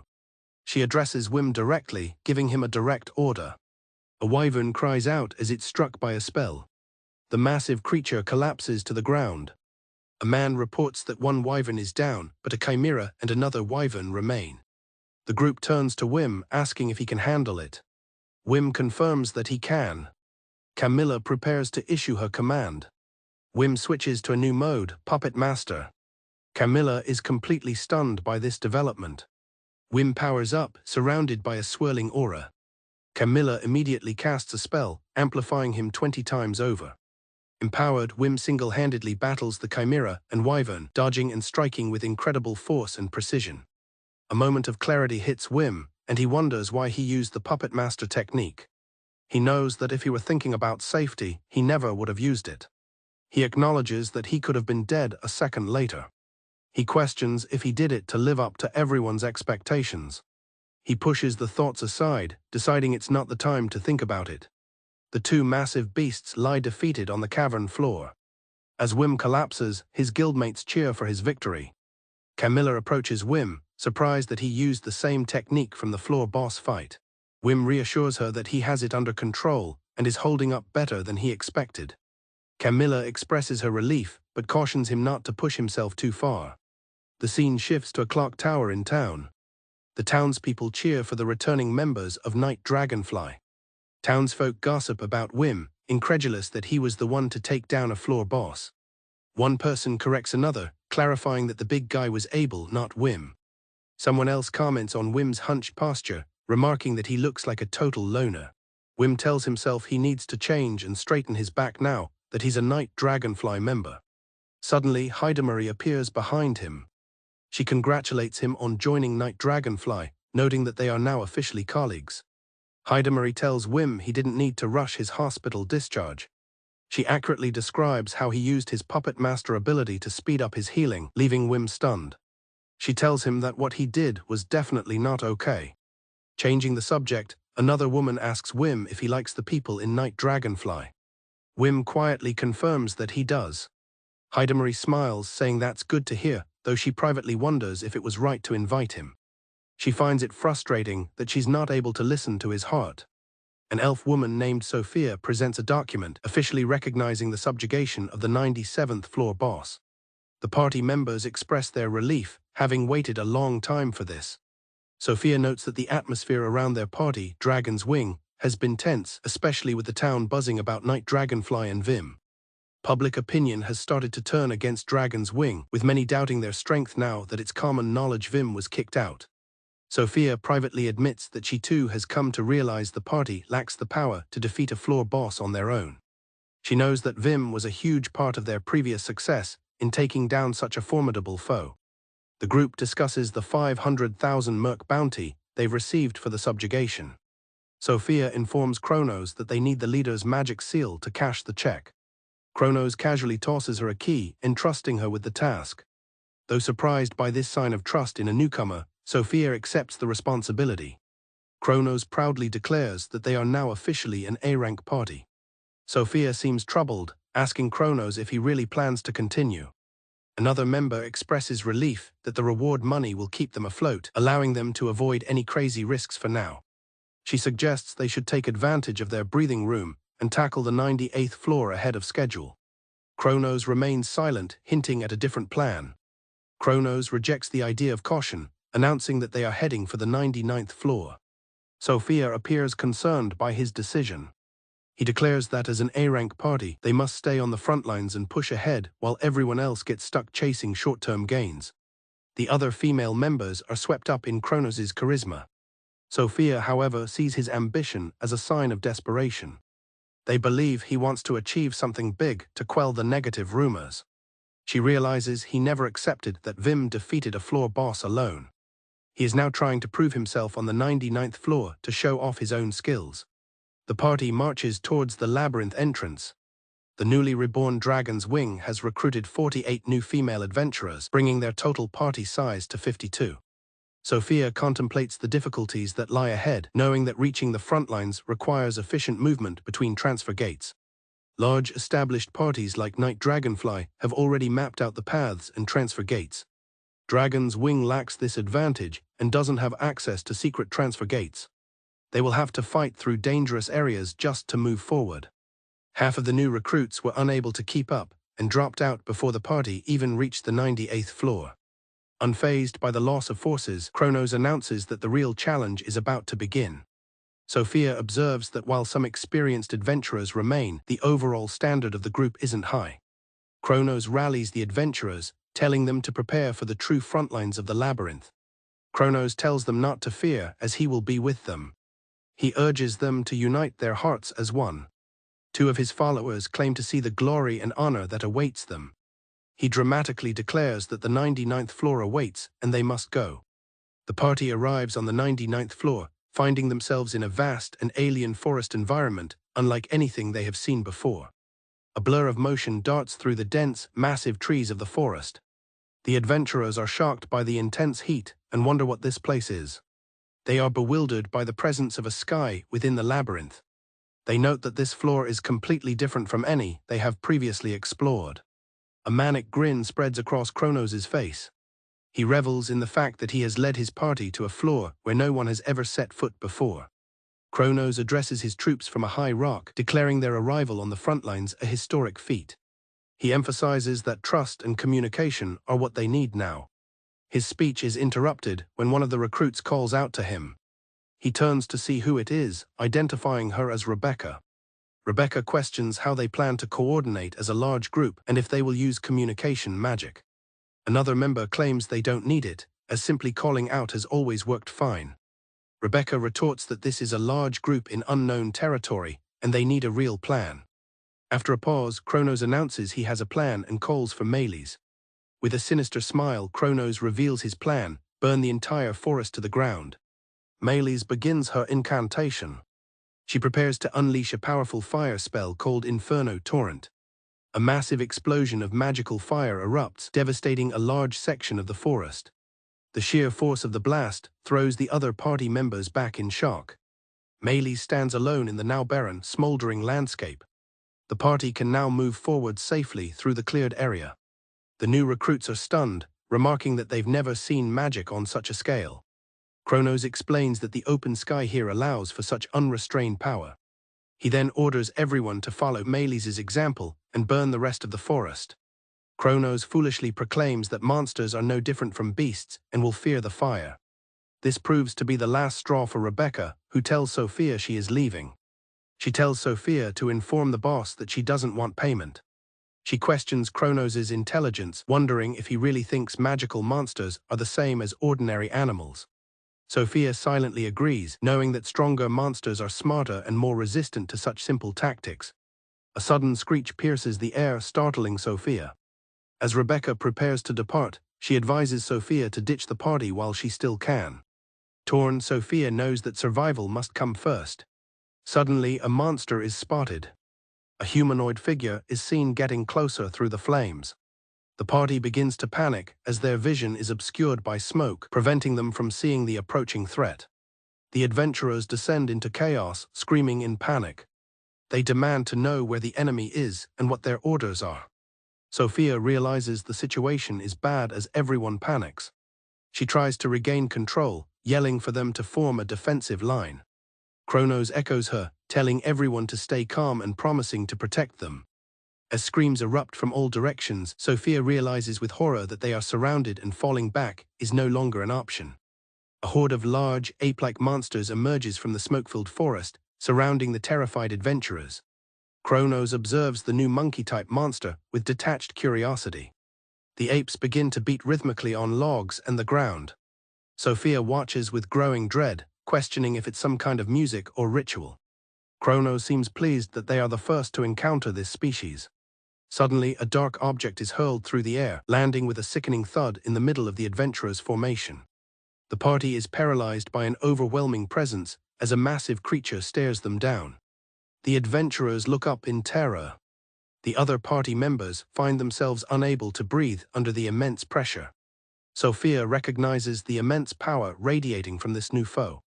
With a deranged expression, Kronos identifies the creature as the floor boss. Eager to prove his strength, he charges headfirst into battle, unleashing his wind cutter attack. Sophia desperately warns him to stop, but her plea is ignored. Kronos' attack misses its mark entirely. Kronos can only look on in shock as the monster effortlessly stops his blade. He grits his teeth in frustration, refusing to be underestimated. The floor boss catches the blade of Kronos' sword between its fingers. In an instant, the floor boss strikes back with a brutal slash across Kronos' face. He is sent crashing to the ground, defeated in a single blow. Sophia watches in stunned silence. Sophia's instincts confirm her fears. She knows this is a floor boss they cannot hope to defeat. The remaining adventurers are paralyzed with terror, unable to stand. The other ape-like monsters begin to close in, grinning with malevolent glee. Sophia knows she has to do something. The monstrous apes bear down on them. Sophia screams for everyone to get behind her, bracing for the inevitable attack. The screams of the adventurers fill the air. The sounds of a brutal slaughter echo as the party is overwhelmed. Kronos slowly awakens, his body heavily bandaged. He finds himself in an unfamiliar, luxurious bed and asks where he is. A mysterious hooded figure greets him, confirming that he is finally awake. He asks who his benefactors are. The figure confirms they brought him there. The hooded figure informs him that he was defeated by the 99th floor master and that some of his team didn't make it. Kronos screams in denial, refusing to believe it. He struggles to process what happened. In a panic, he desperately asks for the whereabouts of Nikra, Meles, and Sophia. The mysterious figure assures Kronos that those three are still alive. Kronos finds a small measure of relief in the news. The figure philosophizes that such misfortune is the fate of those who charge into battle first. They praise Kronos for advancing the conquest of the 99th floor despite his losses. Composing himself, Kronos once again demands to know who they are. The cloaked person explains that they hold Lord Kronos in the highest esteem, and it would be their honor to assist him. They suggest that even extraordinarily gifted individuals like him can be hindered by a lack of information. They add that some who lack skill can stumble into success through sheer chance, implying this incident was a perfect example. The figure asks if their statement rings any bells for Kronos. Kronos seems to understand the implication. Apologizing for the late introduction, the figure reveals himself as a strange, toad-like man named Geryon. He asks Kronos to remember him from now on. The day is described as the worst. As a cloaked figure walks through an alley, onlookers recognize her as a member of the Dragon's Wing party. A man is thrown from a building, called a liar by his assailant. The cloaked figure continues on her way as the commotion unfolds behind her. The cloaked woman clutches her groceries, trying to ignore the whispers and accusations from the townspeople. She recalls the disastrous and fatal failure on the 99th floor. She reflects that rumors about the 97th floor boss's defeat have spread, creating intense interest. Inside, other party members express their frustration, saying they can't even go shopping anymore. A heavily bandaged Kronos makes a sudden entrance. Two female members gasp in shock at his appearance. The others rush to him, questioning why he's out of the hospital. Kronos looks down at his worried comrades. Another party member comments that the recent events must have hit Kronos hard. Kronos apologizes for frightening them. The woman with glasses states that their reaction is understandable, considering the overwhelming power of the floor boss. Kronos expresses his sorrow for those who died, despite being prepared for losses. He blames their failure entirely on bad luck. The woman with glasses reacts with disbelief. He declares that amidst the misfortune, they still survived. He argues that surviving their first encounter with the 99th floor boss was a sign of their real ability, not luck. The woman with glasses is stunned into silence by his delusion. Kronos points to a framed message, trying to inspire his party by saying they can do it if they show their true abilities. Kronos passionately declares that he will handle the next attempt and guarantees success. The woman with glasses questions how he can have such a determined look in his eyes and suggests they work together again. A mysterious hooded figure laughs ominously from outside. A group of adventurers runs towards a dark cave entrance. The armored adventurers sprint through the cave. The soldiers praise Whim's running enhancement, calling it impressive. A scout warns the captain about a large monster ahead, advising him not to let his guard down. The captain decides to send 2 people to deal with the threat. A magic circle activates. Whim calls out to Hidamari, ready for action. Hidamari agrees and prepares to attack. She unleashes a powerful water spear spell at the monster. The water spear spell hits the monster with explosive force. Whim and Hidamari high-five in celebration of their victory. The rest of the party cheers for their impressive teamwork. 3 months after defeating the 98th floor boss, Hidamari playfully asks Whim what he thinks about people saying they make a great pair. The investigation of the 98th floor was nearing its conclusion. The party continues their descent into the cavern. Hidamari expresses her amazement that they are still descending as they reach the innermost depths. Whim intently studies a device in his hands. The captain notices Whim's preoccupation and asks what's on his mind. The captain is surprised by Whim's question about digging into the labyrinth. The captain laughs heartily, telling Whim he says the funniest things. Whim quickly agrees, admitting he said something strange. He quietly reflects that most people don't think about such matters. Standing at the edge of a precipice, the captain declares that this is the place. Before them lies a magnificent, wide-open cavern. The chamber is filled with massive crystalline pillars rising from a shallow pool of water, their facets glittering in the ambient light. The ceiling is dotted with what looks like stars.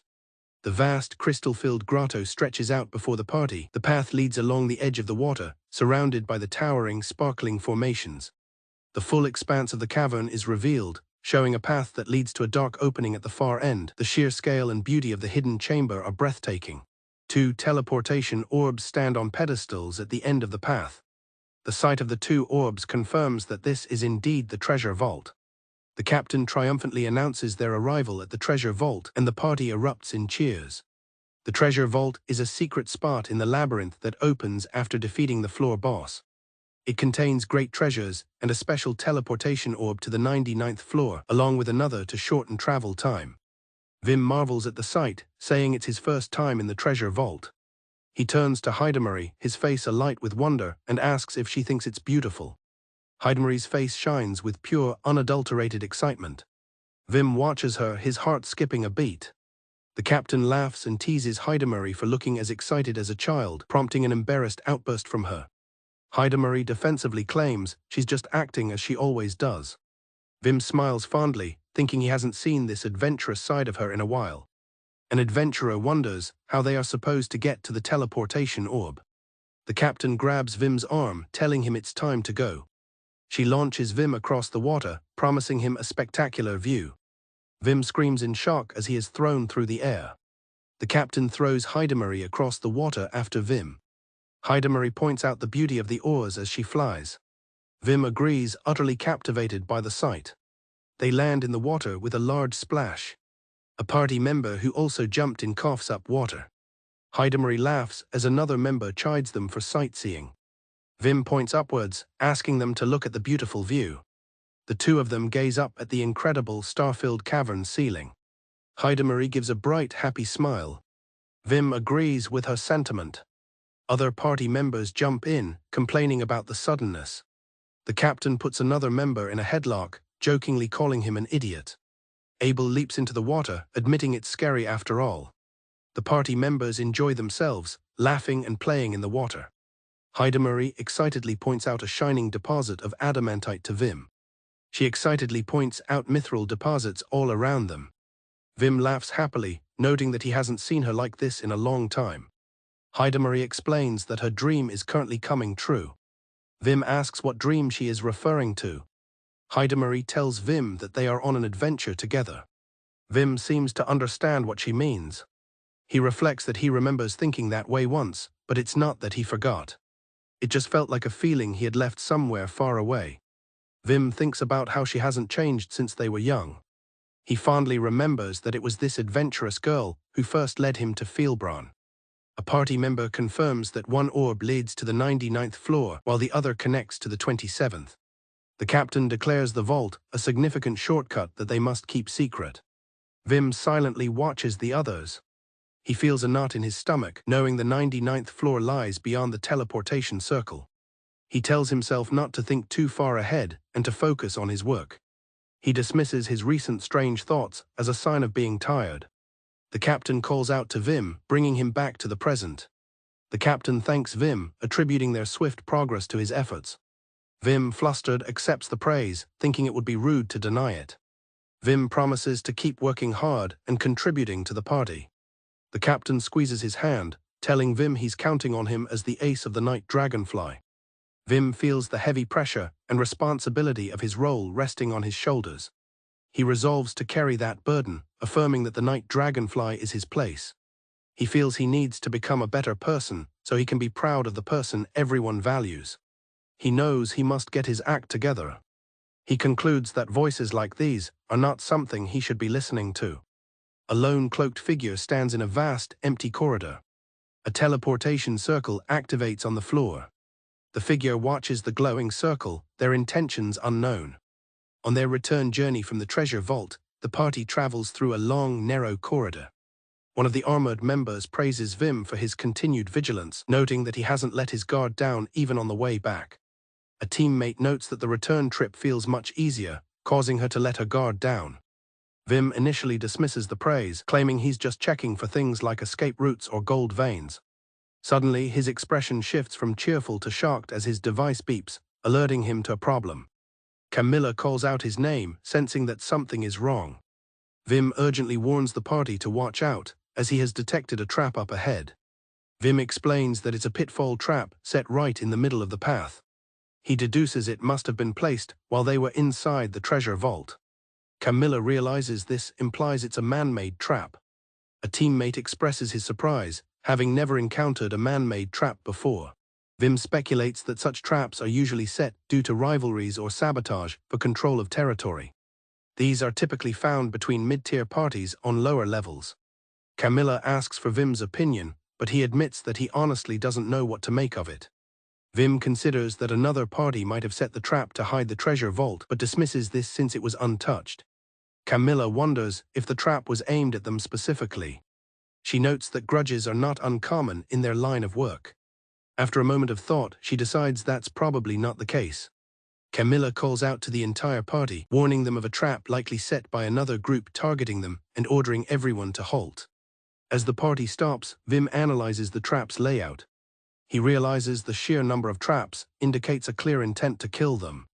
He notes that the person who set the trap has a nasty personality. There is a poisoned needle hidden in a spot that must be touched to disarm the pitfall. Whim concludes that this is the work of an assassin or a hitman, a series of traps designed to anticipate the actions of those trying to disarm them. Pondering how he would set such a trap, he has a sudden realization. He asks a teammate named Zimmon to check as high up on the wall as possible, and Zimmon agrees. As Zimmon investigates the wall, a mechanism activates. Zimmon reports back that he detected a mechanism that drops a boulder after a delay, and Whim praises his work. Whim feels a mix of apprehension and excitement, impressed that the trapper went to such lengths. Whim steps forward, telling Camilla he can handle the trap. She observes him for a moment, then smiles, remarking that he's starting to understand what it means to be the ace. With her permission, Whim prepares himself to face the trap. He then leaps forward, running straight towards the trapped area. The ground gives way beneath Whim, revealing a massive pitfall trap. He deftly uses the collapsing edge to propel himself forward, clearing the chasm in a single bound. After landing, Whim continues his momentum, twisting through the air. He plunges his blade into the ground to stop himself.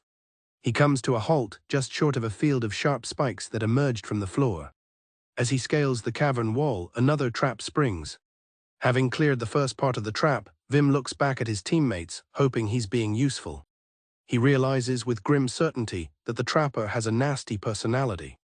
The trapper had planned everything, even anticipating that he would let his guard down to look back at his team. A massive boulder dislodges from the ceiling and begins to plummet towards the party below. Seeing the impending danger, Camilla frantically yells for the shield unit to get ready. The shield unit braces for impact, marveling at the boulder's size. Whim shouts orders, telling everyone to prepare. He enhances their shields to bolster their defense. Whim calls out to Abel, counting on him to jump and intercept the massive rock. As Abel leaps towards the falling rock, Whim realizes the boulder is merely a diversion. He understands the real threat is coming next. He is confident that Hidamari is ready to react to the true danger. He believes he just needs to slightly alter the trajectory. However, a sudden thought makes him pause. Whim recalls the devious nature of the trap's creator and realizes there could be another hidden trap within the boulder. He worries about a possible explosive mechanism, knowing there's no time. He decides he must handle it himself here and now. Remembering the captain's words calling him their ace, he steels his resolve. He resolves to face the threat head-on, no matter what happens. As Whim's hand makes contact with the boulder, a complex magical pattern illuminates its surface. He stares in disbelief. He realizes it's a teleportation circle. Down below, Camilla screams his name in horror. Whim is engulfed in light, his face a mask of shock. In a flash of light, Whim vanishes from the cavern, reappearing high in the sky above a vast, unfamiliar forest. Tumbling through the air, Whim is stunned to find himself caught in a teleportation trap. He realizes it's a one-way trip. The immediate danger, however, is the fall itself. He knows he will die if he doesn't land properly. He grips his knife, determined to control his descent. Whim plummets towards the dense forest below. He uses his blade to slash through branches, crashing into the thick canopy to break his fall. After a painful landing, Whim comes to rest in the branches of a large tree. Dazed, he wonders where he is. Seeing the open sky above, he realizes he must still be within the labyrinth. He speculates that he might have been transported to the 99th floor. The grim reality of his situation sets in. He is lost on the labyrinth's front line. He knows he can't expect a rescue team this deep, and the night dragonfly party won't know where he was sent. Worse, they might not even realize he was teleported at all. He deduces the trap was meant to split up their party and feels a small sense of relief that he was the only one affected. Now he must find a way back on his own. Half a day later, time has passed. An exhausted Whim is still running through the forest. Suddenly, he is startled by a large, buzzing insect flying past him. The surprise causes him to stumble and fall. Whim observes the creature, realizing it's a winged insect he's never seen before and wonders if it's a new species. For a brief moment, he is captivated with excitement. He quickly snaps out of it, calling himself an idiot for getting distracted. He reminds himself that his life is on the line, and he needs to rejoin Camilla and the others quickly. Resuming his search for a teleportation orb, Whim checks his device and confirms he's been lost for half a day. His device then detects shadows nearby. He realizes with excitement that it's a group of adventurers. He had heard there were monkeys on this floor, but this is different. Whim recalls hearing about monkeys on this floor. He is certain that the movement he detected is human and decides to approach them. He pushes through the foliage and calls out. He comes face to face with a bizarre and intimidating group of people. Whim nervously explains that he's lost and would like to regroup with their party if possible. He introduces himself as Whim Strauss from the Night Dragonfly, clarifying that he was teleported by a trap. The group murmurs in recognition of his name. They seem to confirm his identity by his presence. A young woman steps forward, confirming his identity. She asks if he is the leader, and Whim confirms that he is. The leader of the group smiles and introduces herself as Rita Hanks. She explains that they are a survey team sent by the guild. She adds that she knows of Mr. Whim Strauss very well. A woman with blonde hair and goggles introduces herself to Whim as Rita Hanks, leader of the expedition team. A team member confirms their findings with a glowing emblem. Rita playfully asks Whim if he was doubting them, which he denies. Rita explains to Whim that this is just how her team members are. The team members are completely absorbed in examining the plants and soil, calling the place a treasure chest. She happily explains that as an expedition team, they are different from a normal party. Whim admits to feeling a sense of familiarity with her. He tells Rita that it is an honor to meet such a prominent figure. Rita apologizes, explaining that she can't take him back right away as they have more research to do. She informs Whim that since the route to the teleportation orb is secret, he will have to accompany them for a while. Rita suggests that their meeting must be fate and invites Whim to observe their investigation. She remarks that everyone gets excited on a new floor. Whim agrees, saying he understands because there's too much to see. He laughs, admitting that he also gets distracted easily. Rita knowingly says she thought so, as if she expected him to say that. A team member approaches and asks to speak with Whim. Whim is stunned by the man's immense size, wondering if he's as large as Camilla. Rita introduces the man as Petrus, noting that his research is very interesting.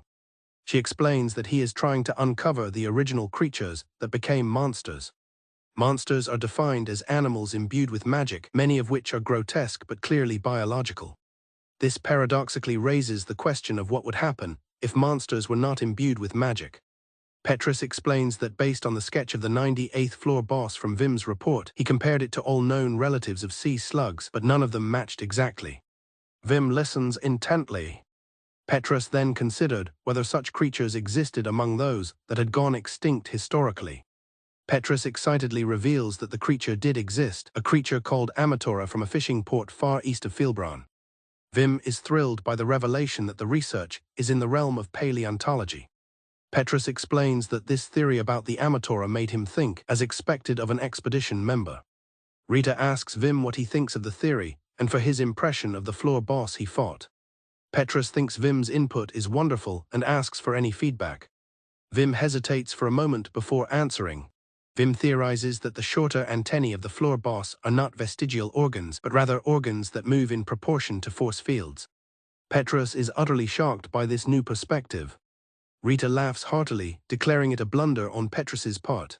Whim gets excited, explaining that if they pursue this hypothesis, it could mean that extinct creatures from the past have evolved and now exist in the labyrinth.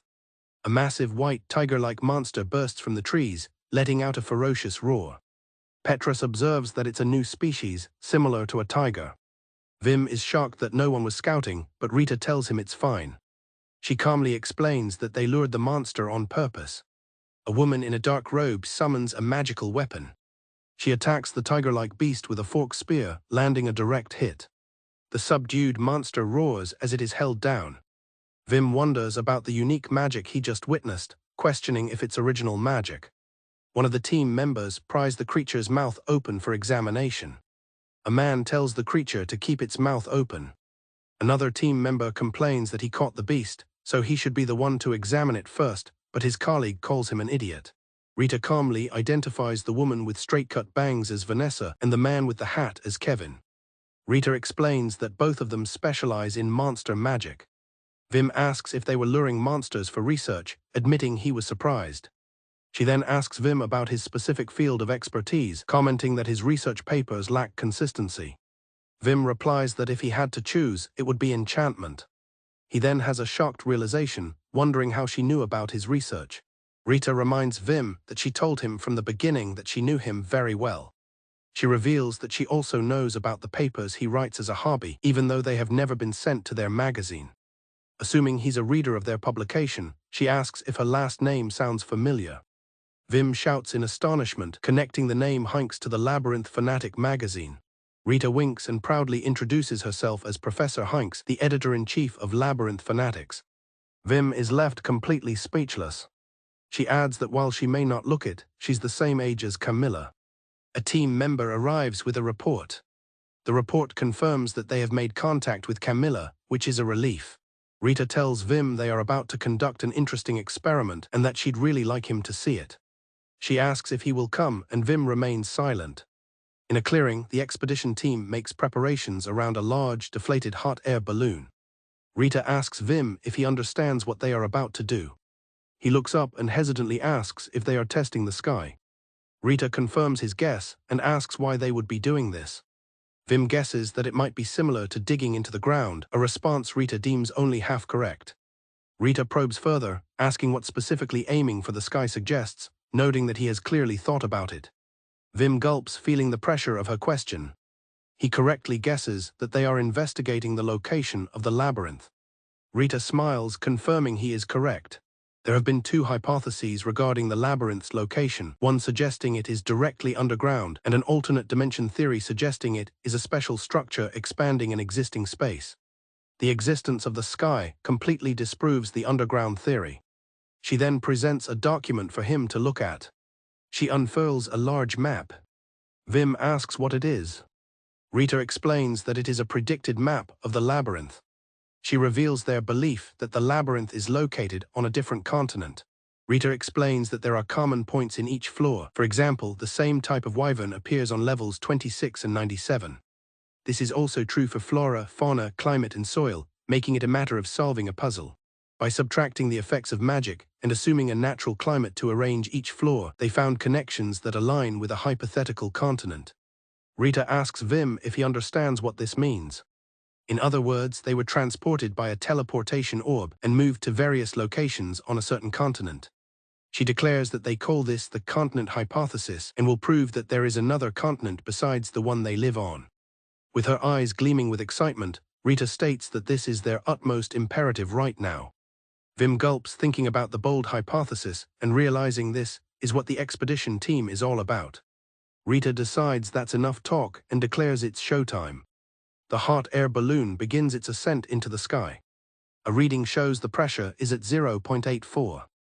A team member on the ground shouts that the oxygen level is dropping fast and to add more. The balloon continues to rise higher into the sky. Rita explains that they have launched balloons on the 98th floor as well, but they were blocked by a membrane-like barrier. She states that this time, they are confirming the existence of that barrier and hope to record it in detail to analyze and understand its principle. Rita shouts for the team to slow down. Whim anxiously tells everyone to get ready as it's almost time. The balloon hits an invisible barrier, its top crumpling against the unseen force. Whim stares in shock, exclaiming that the sky is bending. Rita snaps into action, ordering her team to record it quickly. A team member reports that the balloon won't go any higher and that they need to increase the output. Rita gives the order to detonate. Whim is completely bewildered by the events. Rita tells him to watch closely, as what he is seeing is the framework of the labyrinth. A fuse on the balloon's device is lit. The device explodes in a massive blast. Whim shouts at the team not to take cover and to pay close attention. The explosion creates a shattered point in the sky. Cracks begin to spread out from the point of impact. The sky appears to heal, leaving behind glittering particles. Whim watches in amazement, realizing the sky is tearing and then repairing itself. Rita anxiously shouts, asking about the recording and the data. A team member triumphantly announces that they managed to get it. Whim calls out to a trembling Rita. Rita's face breaks into a wide, joyous smile. Whim's heart pounds as he watches the scene unfold. The entire expedition team celebrates their success, shouting that they finally did it. Whim observes that everyone on the team has childlike expressions of pure joy. He realizes they must have studied and prepared a great deal for this day. He considers how adventurers are generally large, powerful, and don't fuss over minor things.